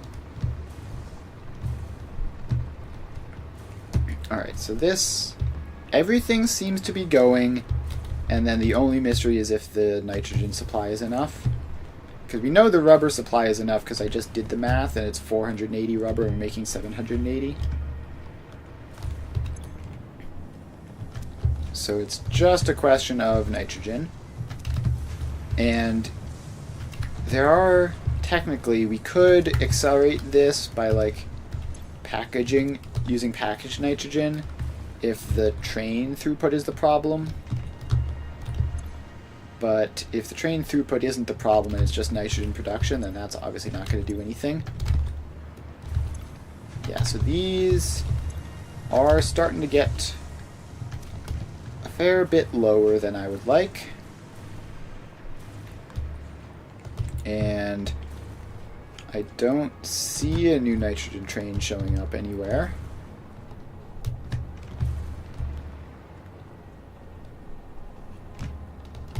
Of course, it's not entirely easy for me to know where exactly it's going to be coming from. So that's not necessarily a cause for alarm. Okay, it's over here. It is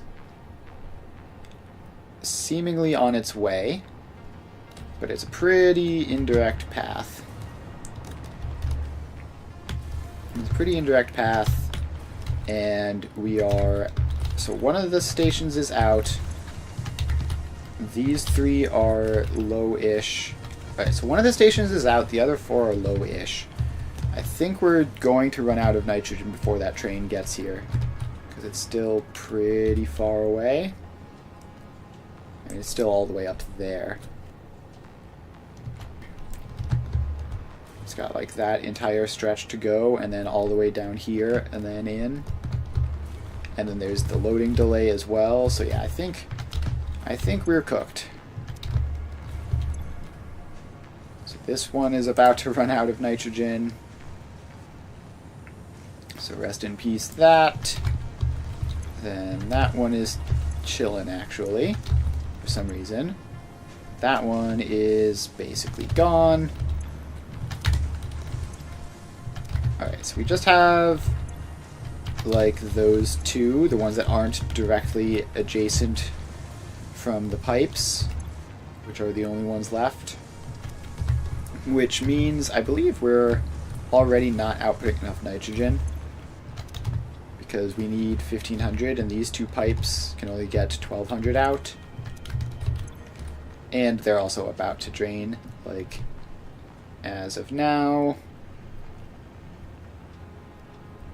Yeah, so this is out of nitrogen, and this one will probably be as well. No, it's actually doing fine for some reason, but it's only like 10-20 seconds away as well. And then the nitrogen train is making its way over, but not quick enough. So we are currently entirely out of nitrogen except for the stuff in the pipes themselves. And is this... This isn't even a full train, it's like half full at best. Okay, so we don't have enough nitrogen production. Even if we did have enough nitrogen production, we need more train throughput to manage it. Although not that much more, theoretically. Like, this was pretty close to making it back around in time. So we're going to need to fix that. So let's actually hop on this train and just take a ride back to where the nitrogen comes from. And then we will see what is going on over there, how much there is. And I assume it's going to be empty, but maybe we can scratch some extra production out of it somehow. Alright, so over we go. And this just goes... I have no idea where we're going. I cannot remember where this nitrogen source even is. I think it's somewhere kind of far. I think it's like in the south or something. Alright, we're at the roundabout and we're in. So we just have to go around this way. And we're going this way, off to the west, apparently. So let's see where that is. Okay, I think I spelled that acronym wrong. That's TRP. It should be TPR for thermal propulsion rockets. But that's fine, I guess. So we're going all the way out here, and then... So that's a bauxite mine. The nitrogen is all the way down there. Alright, let's see how much nitrogen is even over there. It can't be all that much. Over we go. That's a weird looking intersection. I guess it would have been one of the first ones I did, so that's not surprising. Alright, so that is a random deuterium source. We're going to go right past that. And then we are over here at the nitrogen source.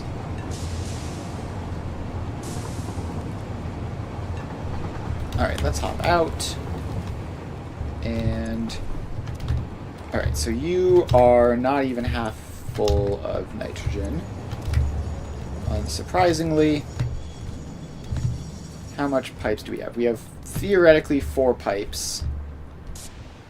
And are they all full?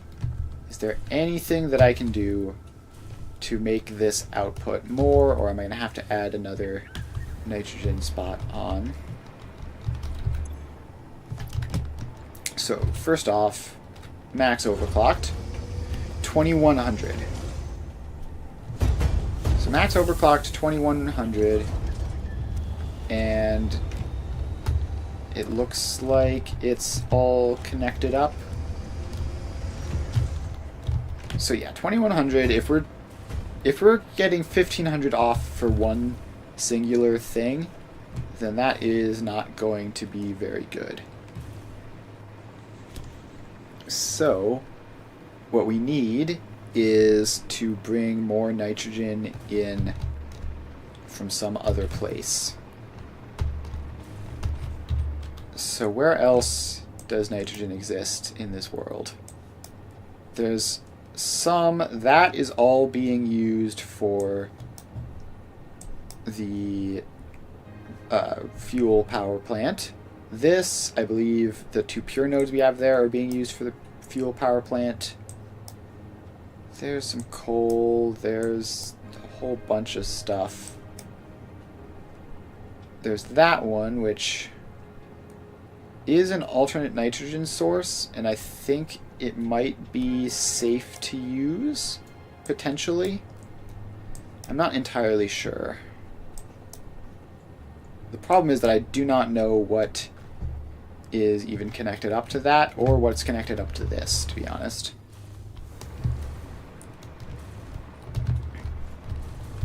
But clearly we need more than what we have. So this is filling up at like 300, 400, that's 800, 1200, 1600. So yeah, 2000 estimated outgoing transfer rate out of like 2100 total. So it might occasionally overfill when there's like a long delay, but for the most part this is just being entirely used up. Alright, so in that case, we need to go up to the dune desert and see if it has a ton of slack, which it very well might. And it also might not. Alright, so this, we swap to jetpack mode, we move the hypertube over to point to the northeast, and then we're in. So we just have to launch over here and just carry as much momentum as possible. Just flicker the jetpack every so often, and we're going to land at this intersection, hopefully, unless I miss. Alright. It's a pretty narrow target for how fast you're moving, but we managed to stick the landing. And now we just run over this way, all the way up to the north here. So over we go. And just keep on slide jumping. So this is the dune desert nitrogen source. And we're going to have to figure out what is going on over here.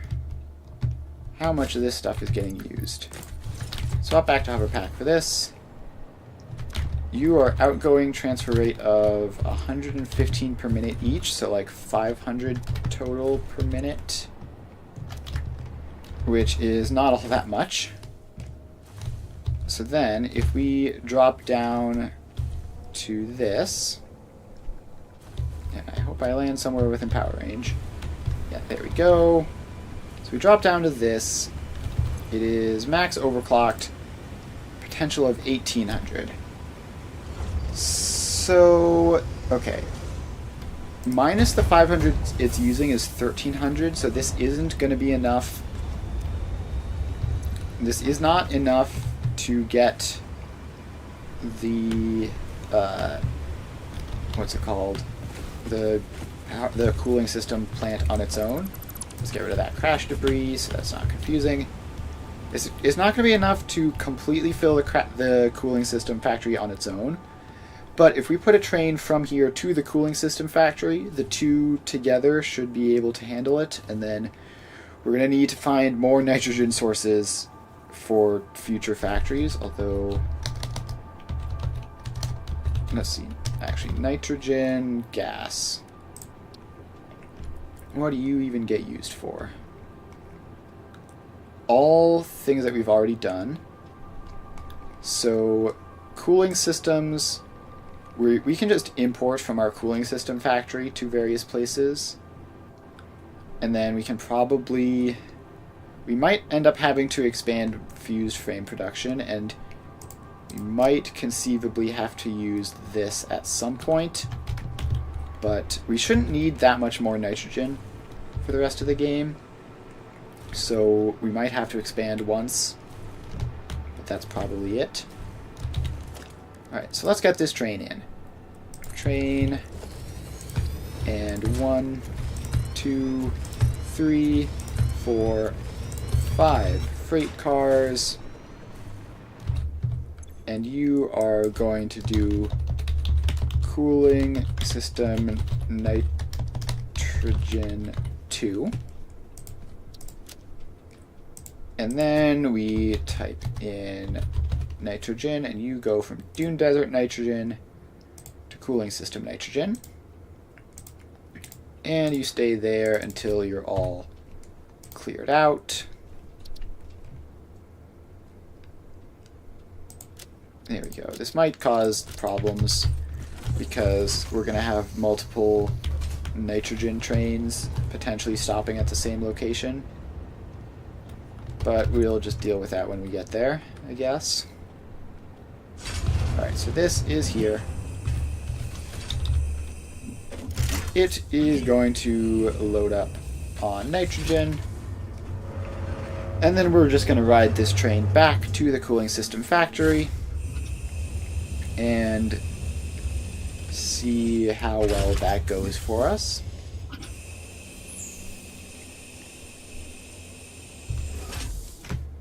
Alright, so we are off. Now I think this is further away from the other place. Alright, so that train passing us. What train is that? Is the other one using this? It's the fuse frames. Okay, that's probably fine. It's not the power plant. That's the important part. You do not want to mess with the power plant if at all possible. So we're going to ride this train back to our cooling system factory, and then we might have to mess with some stuff a little bit to give the nitrogen source on that enough space to have two separate trains inputting to it, which is just going to require messing about with some train lines and just making them longer and less efficient, basically. So this then turns around here and goes down this way. So actually this isn't that far. So we just have to take a left here and then we'll be on the right road. So it's just like basically one corner of the map. So it's not close. It's not close by any means, but it's not hilariously far away. Unless I'm wrong about where this is, which I hope I'm not. Alright, so we're going over here. And if I'm correct, we should be taking a left at this upcoming intersection. So off we go. And we pass that oil source. Well, apparently we slow down. Okay, nope, we start going again. And now we're slowing down again for some reason. Alright, take a left here. And it should be just coming up. I think that's it on the left over there. And then we should have nitrogen. So over we go. Passing all of these blocks. And here we are. So we just take a left here at this intersection, and we will be in the station. And the other nitrogen train isn't present, which means that this is going to be much needed. Let's see, how low is this right now? Pretty much empty. Yeah, literally just empty across the board. Hate to see it. That must mean that the other nitrogen train is actually kind of close, right? Because it's not that far behind, I think. Yeah, there it is. Alright, so it is going to show up pretty much immediately as soon as this one is done unloading. And that might cause problems, although the fact that they're going to be sitting here waiting should mitigate any problems. So what we need to do is we need to basically just not have you sitting in here like this. So we need to wait for you to get off the tracks so that I can mess with them. But in the meantime, I can bring foundations out. So this is going to go out like this, probably even a little bit further. And then over this way. Alright, so we just need you to branch out to here. Like that. And then you curve around to here. And then you go into there. And then that goes away. So this then is going to be a separate block, right? So let's get this block signal over here. If I can get it facing the correct way. You go out. Why does this block signal just absolutely insist on being dumb and wrong? So you are there. Do I just need to take you out, put that in like that, and then forwards? So now that block signal is in. What? Why is... Okay, no, it was just being laggy, I guess. Alright, so this should be all clear. So, unless this is not big enough, but hopefully this is big enough that an incoming train can just... If it's going to the cooling system thing, it'll go in here and wait here while other trains can still get through that area. Alright, so the nitrogen is now going well. We're going to be all full of all the other things because of the nitrogen shortages, but that's fine. So the cooling systems are going out now. And that's looking pretty much correct. Alright. So that is that. And hopefully the nitrogen source is enough. I don't want to grab another nitrogen source at this very instant, but I might have to pretty soon. I can't remember what... I'm pretty sure nitrogen is used for nuclear stuff. Like if we go into here We have obviously all that stuff which doesn't matter, and then nitric acid, which is used in non-fissile uranium, which is probably important. I think that's required. I don't know. Actually, let's get a man down. I've done all of these hard drive scans, right? So we can do this, which still requires nitric acid. So yeah, basically we're probably going to need more nitrogen when we do our nuclear setup. But other than that, we should be good to go. Alright, so that is good. We have cooling systems, which means... Actually, if I respawn real quick, we're back in the hub, I can unlock matter conversion now, I believe. So let's give you some fused modular frames, some radio control units, we're going to need more of those apparently, and some cooling systems, which we're also going to need more of apparently.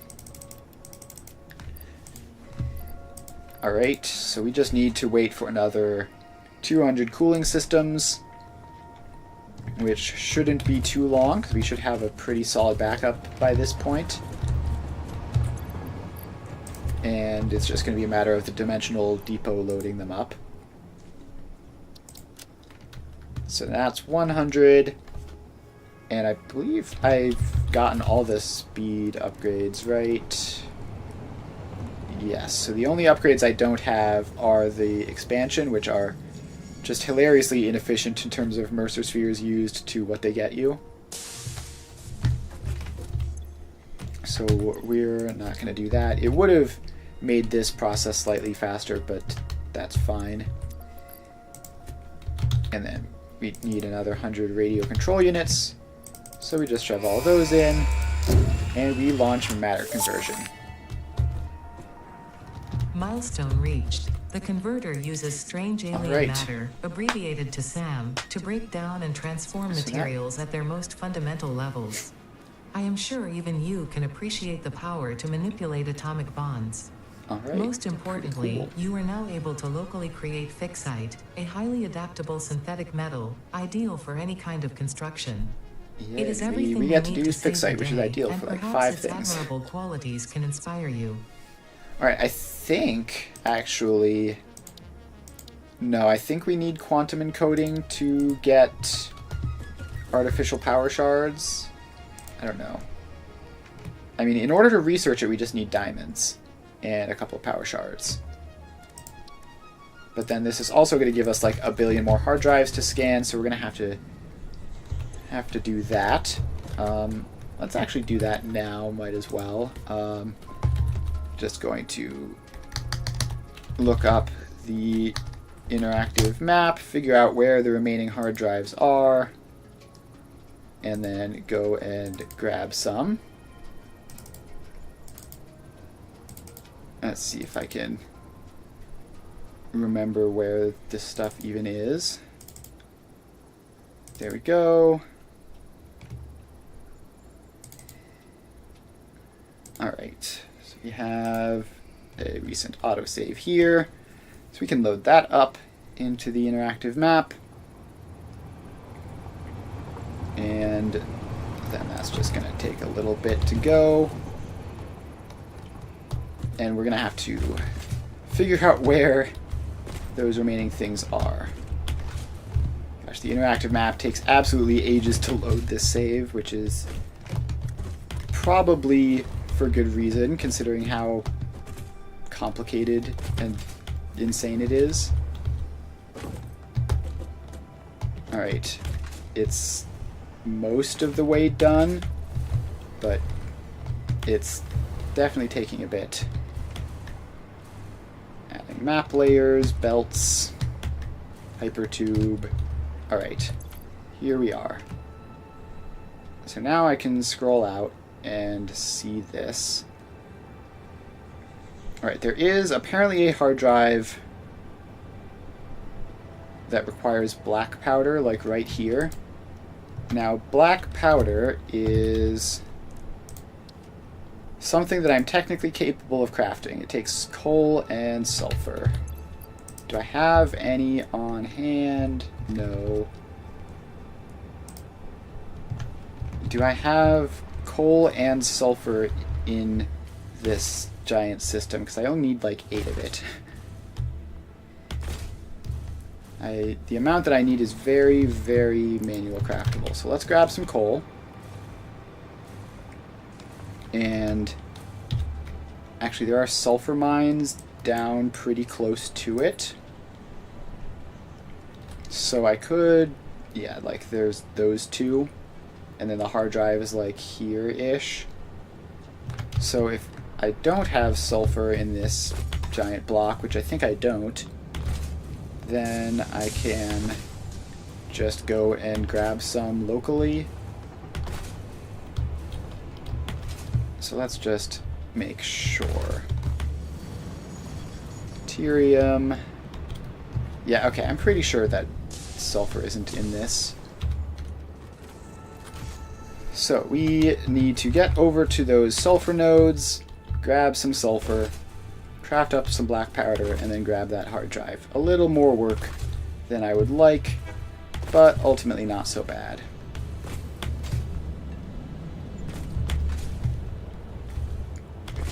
Alright, so we get over to here, and northwest of us.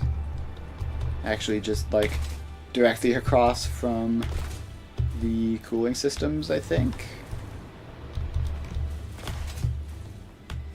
Or it's directly across from something up here. Yeah, I think it is directly across from the cooling systems. That's funny. It's right there. Okay, up we go. And we just drop south from the plastic and rubber, and then we can pick it up from there. So we should be able to get like nearly every single hard drive at this point. Like there's a couple left, like there's one in the swamp that I know is impossible until we get some quantum stuff. Oh, I didn't need to take damage there. Alright, where is this? We are basically right on top of it. Is it going to be down in that cave, or is it going to be up here? There's a Mercer Sphere here too, but I don't think I care. Alright, so the sulfur is up here. That's great. Alright. So let's just manually mine some of the... Actually, how much do I need? Crafting bench. This needs literally 2 black powder. Then if we go into here and we don't find black powder anywhere, it must be an assembler only thing.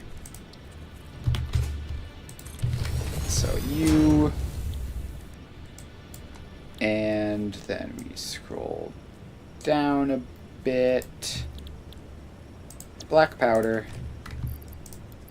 Alright, so we just need to get power, which is right over here. And we can just head on over. We don't need to worry about poison clouds anymore.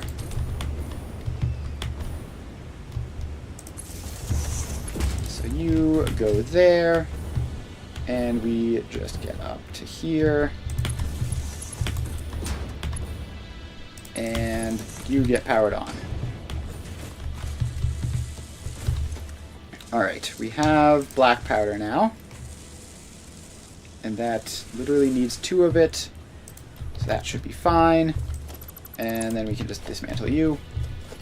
And then we head east to find the hard drive. Should be on the other side of the river. And it should be a little bit north-ish of those water gatherers.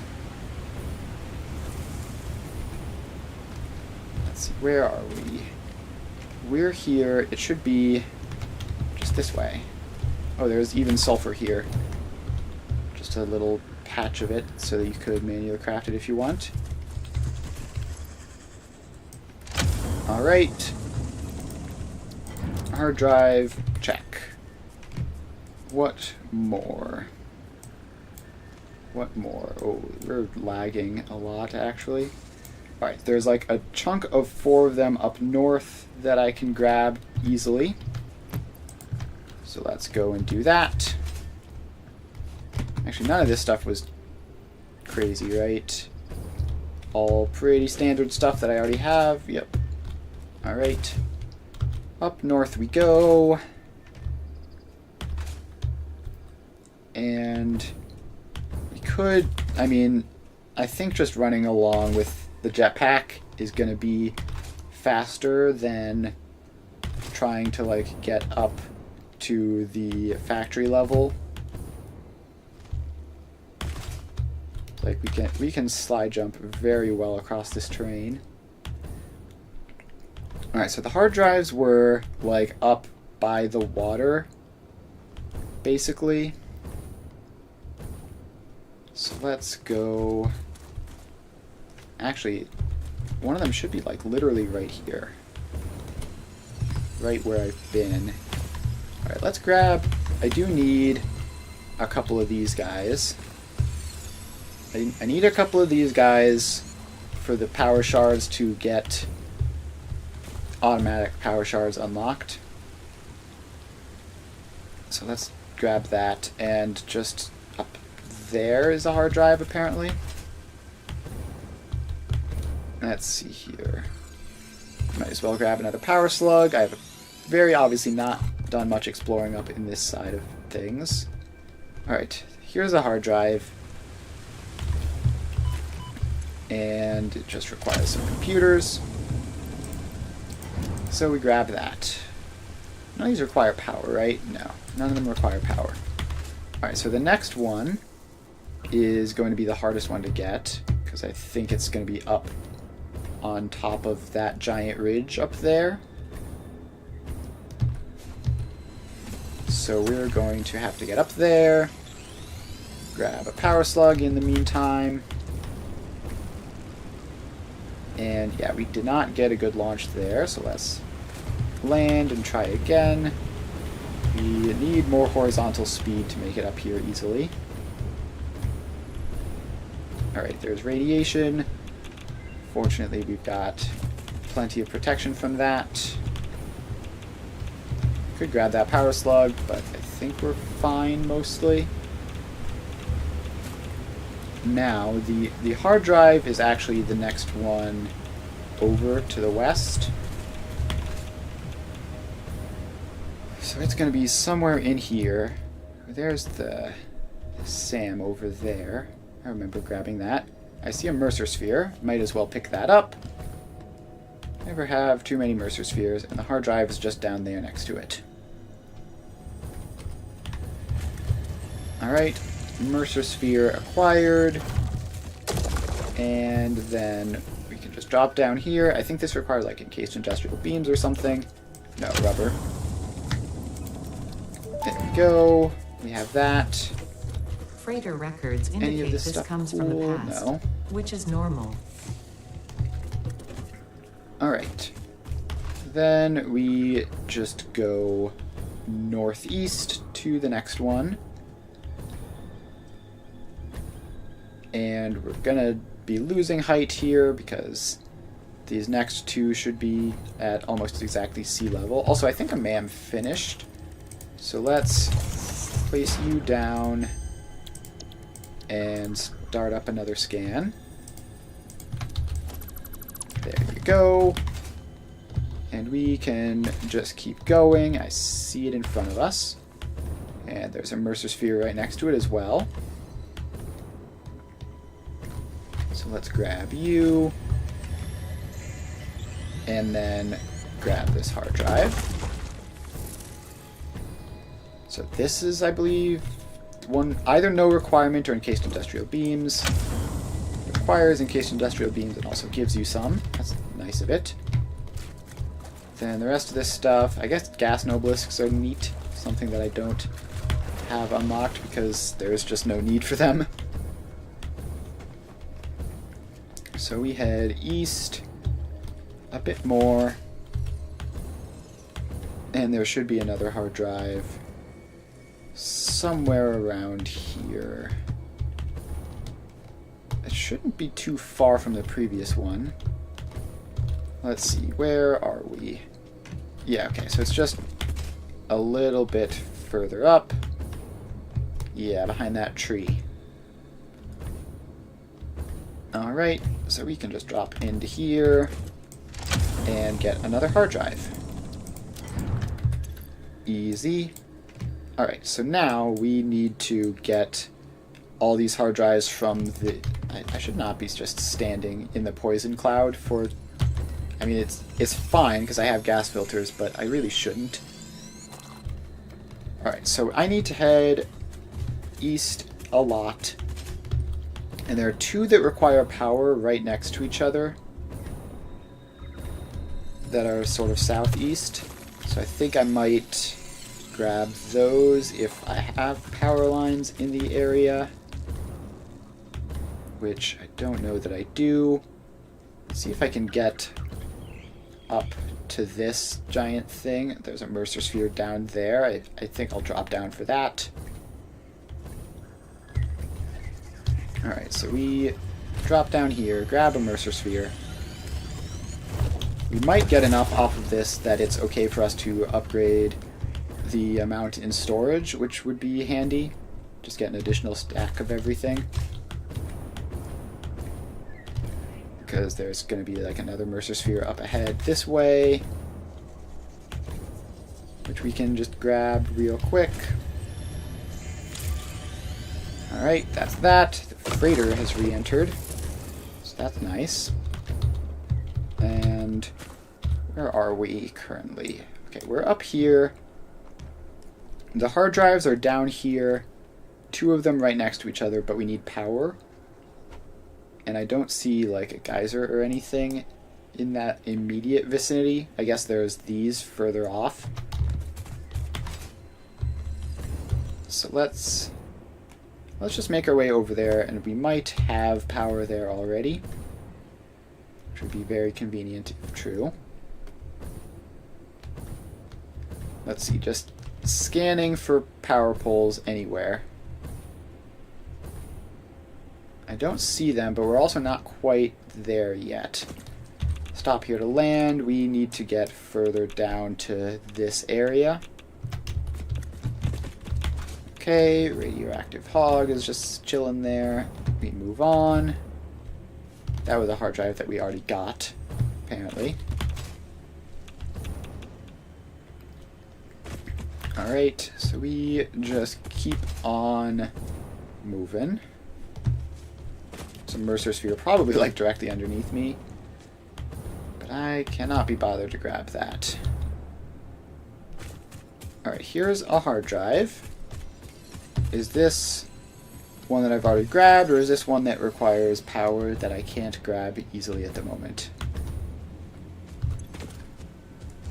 Okay, you exist and you need fused frames. Oh, I didn't even notice that that's where I was. Thought I was further west than that still.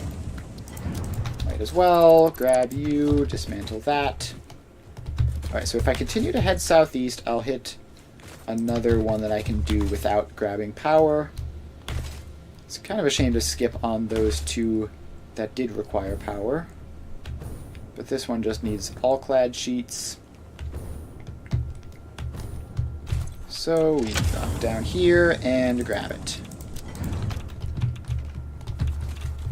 And then we're going to dismantle the crash debris for good measure. Alright, so now we need to turn north, because there's a nice solid batch of them up there. And I'm not going to ignore this Mercer sphere that we happen to be passing by. So you get grabbed. And the next hard drive should be right on the edge of this thing, sort of by where the water peels off. Grab another yellow power slug that I basically landed on top of.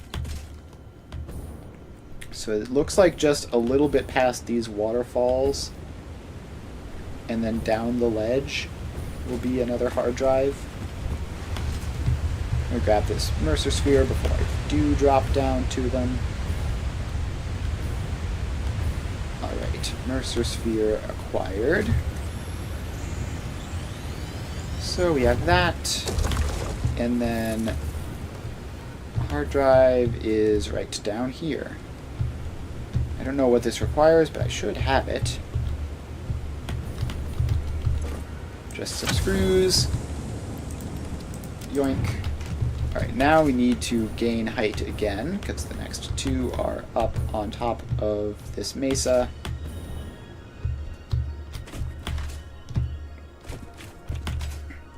Alright, up we go. We're gonna climb this ledge. And apparently there's a Mercer sphere up here too. So let's grab you. And keep moving. Let's see, I do have power here. So if I wanted to turn around, I could. Is this? High-speed connectors. I have those, right? Yes, I do. So that's another hard drive down. And then if that's there, the next one should be just like over this ledge. Somewhere down here. So we can drop down, grab you, no requirements. And then we need to head due north up the ledge to get sort of the last one in this general area. And up we go.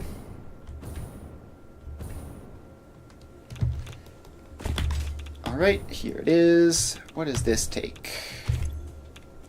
EM controller. Do I have those? I have some. I have enough.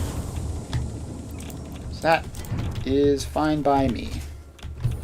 Now this one might have rare stuff by it. Doesn't look like it. Nope, just all stuff that I have access to already. Alright, so if that's the case, then let's see here. That's sort of like we can grab some stuff in the swamp with turbo motors, which I have now, right? Yeah, so I have turbo motors, and I'm pretty sure I have... No, I don't have heat sinks hooked up to anything. Are there heat sinks lying around here? Looks like it. How many? 15? Is that enough? I need 17. Alright, I can probably just craft them, right? So let's head down to the swamp. And if we just head due south from here, we should... Actually, we're going to have to head southeast. We should hit the swamp, and there's a couple of things I can get there. There's at least one that I can't grab at the moment, because it requires superposition oscillators, which I don't have. But all the rest of them should be good. So we're just gonna get a move on. And it is pretty far away. It's not close by any means, but that's fine because we can pass over, drop down and grab this Mercer sphere while we're traveling. Traveling at ground level has pretty significant advantages in terms of just like randomly collecting stuff. I haven't really seen any summer sloops though, which is a shame. Get that. We can pop down the MAM and do another scan. So what options do we get there? Just a bunch of different types of diamonds so far. unsurprising, I guess. It's actually kind of surprising that I literally only got a bunch of different types of diamonds. I mean, there are non-diamond alt recipes at this point, right? So at some point, I'm going to have so many hard drives to spare that I can just like pick some to get them out of the way. There are more hard drives than recipes. So if I collect all the hard drives, or nearly all the hard drives, I can just not have them build up and just select all the recipes that I need and have them, which would be quite convenient. Right, I could take this hypertube up to the factory level, but I think we're just going to keep moving around ground level for the time being. I don't think it's meaningfully slower. It's probably a little bit slower just because the rough terrain makes slide jumping marginally more difficult, but not much.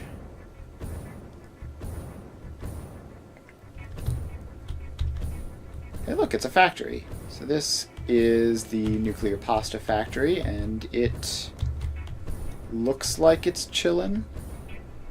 It's hard to tell if the particle accelerators are going because I didn't quite get close enough to see them.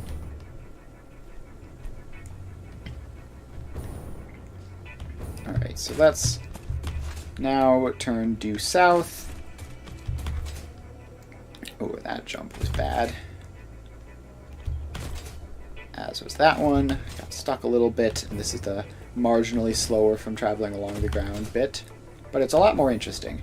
So that's always a significant bonus. Alright. Let's see here. Where are we? Because some of them are... Yeah, so the first one is just west of us, pretty much. Just head over this way. There should be one there, which I don't know how I've missed since it has no requirements. I guess I just haven't been checking in the swamp much. There's a Mercer Sphere right over here, which I will grab. So, you... done. Then this one is the one that I'm looking for. So I'm just going to grab you. No, I already grabbed that one. Let's see. Then let's see here. I'm there. I need to go further west. Yeah, so the one I'm looking for is there. So I just wasn't quite far enough west. Also, I was sitting in a poison cloud again. Whoops. Alright, off we go. And we just gotta get over this area.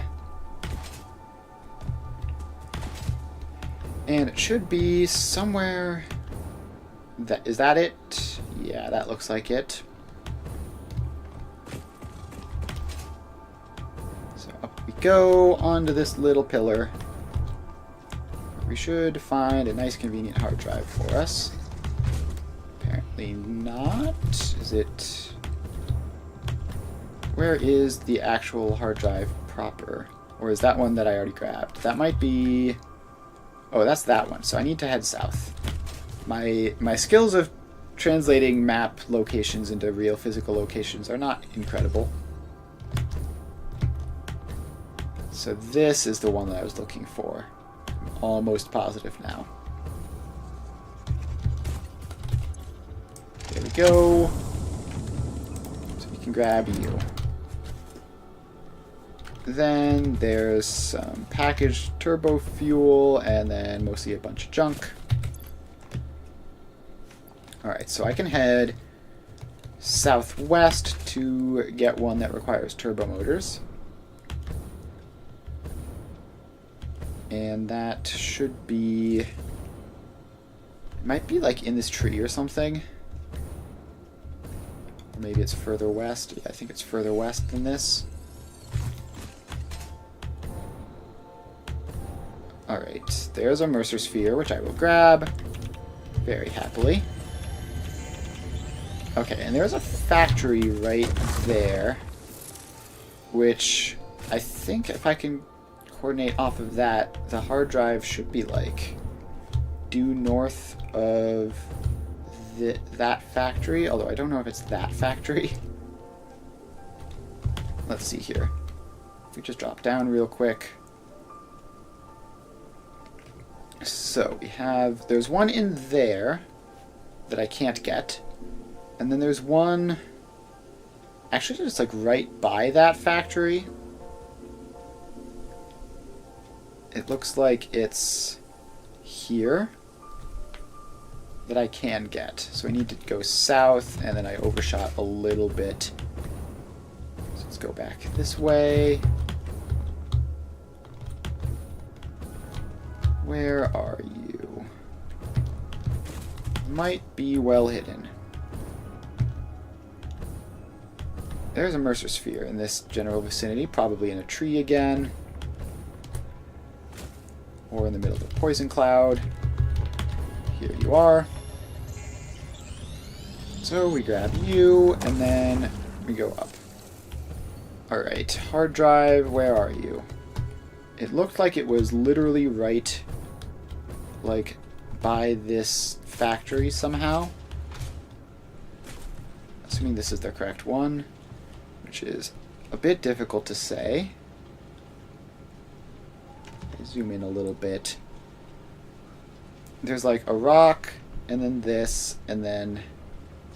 Okay, it's in that tree back there, and I must have missed it when passing through. Kind of a sneaky little guy, huh? Alright. Is it here? No. Is it down here? No. Is this the wrong tree? Yes. It's further east. Due east of me. This one is weirdly just... My mapping skills have completely failed me here. Here it is. I knew there was one in a tree somewhere. I was looking at the wrong tree. Gotta grab me some turbo motors. And there we go. That is that. Then I can go down into like just the absolute center of the swamp and grab one from there that requires some turbo motors. So this is approximately the right direction. So there's one in there that requires turbo motors, and then there's one which requires power, which I think I should be able to get because I see a belt or something going past it. So I think I have like a miner out there or something. Alright, so we go down here into the swamp below all of those factories, and we just have to go. And it's very difficult to tell like any relevant landmarks on the map because I have a billion factories above it. But it is somewhere in here. Should be ground level. Hopefully I can spot it. Is that it there? That might be it. There are a couple of these guys, so this might be the wrong one. But if we get in here, it is indeed the correct one. There we go. Alright, let's grab one more, and then we should be good for this stream. And then, realistically, also just like, we're not going to need that many more hard drives for the rest of the game. So we can head up this way, and it's northeast by a sulfur patch, and we just keep on going. Alright, up we go. We can land up here and grab a power slug. I have not seen a single summer sloop all day. We finished another NAM research. So let's queue up another one of you. No, we're done for now. And it was literally just 5 diamond alts. That's funny. That's incredibly funny. Alright, we're gonna grab this last one. Okay, that's a copper mine there. Which... yes, here it is. Pretty well hidden by those trees. I was literally right on top of it and didn't notice. So you need power. And I was also 10 feet away from it here. Just clearly within line of sight and didn't notice. So let's bring power over to here. And grab that hard drive and dismantle the debris. And I think that is good. So we made decent progress today. We finished off our rubber and plastic factory. We put it to use making cooling systems or cooling devices or whatever they're called. And then we just grabbed a whole bunch of hard drives and should have enough hard drives for the rest of the game. Probably. I guess it depends on how many the ones have sitting have rerolls available. Yeah, okay, so most of these don't have rescans. Some of these ones down here do.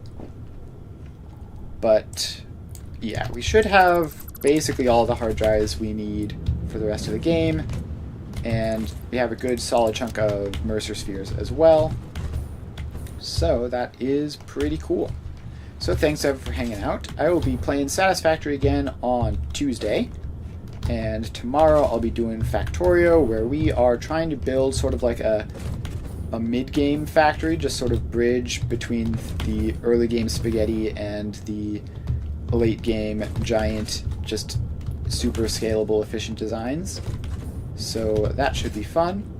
So yeah, make sure to stop by for that. I stream every weekday from 2 to 5 Eastern Time, playing various factory building games. Currently I'm doing Satisfactory on Tuesdays and Thursdays, and Factorio on Monday, Wednesday, Friday. So if you're interested in either of those games, make sure to follow so that you can see when I'm live and what I'm doing. And if you're already followed, thanks. It's super helpful. So yeah, that's about it. Thanks for hanging out. I will see you guys next time.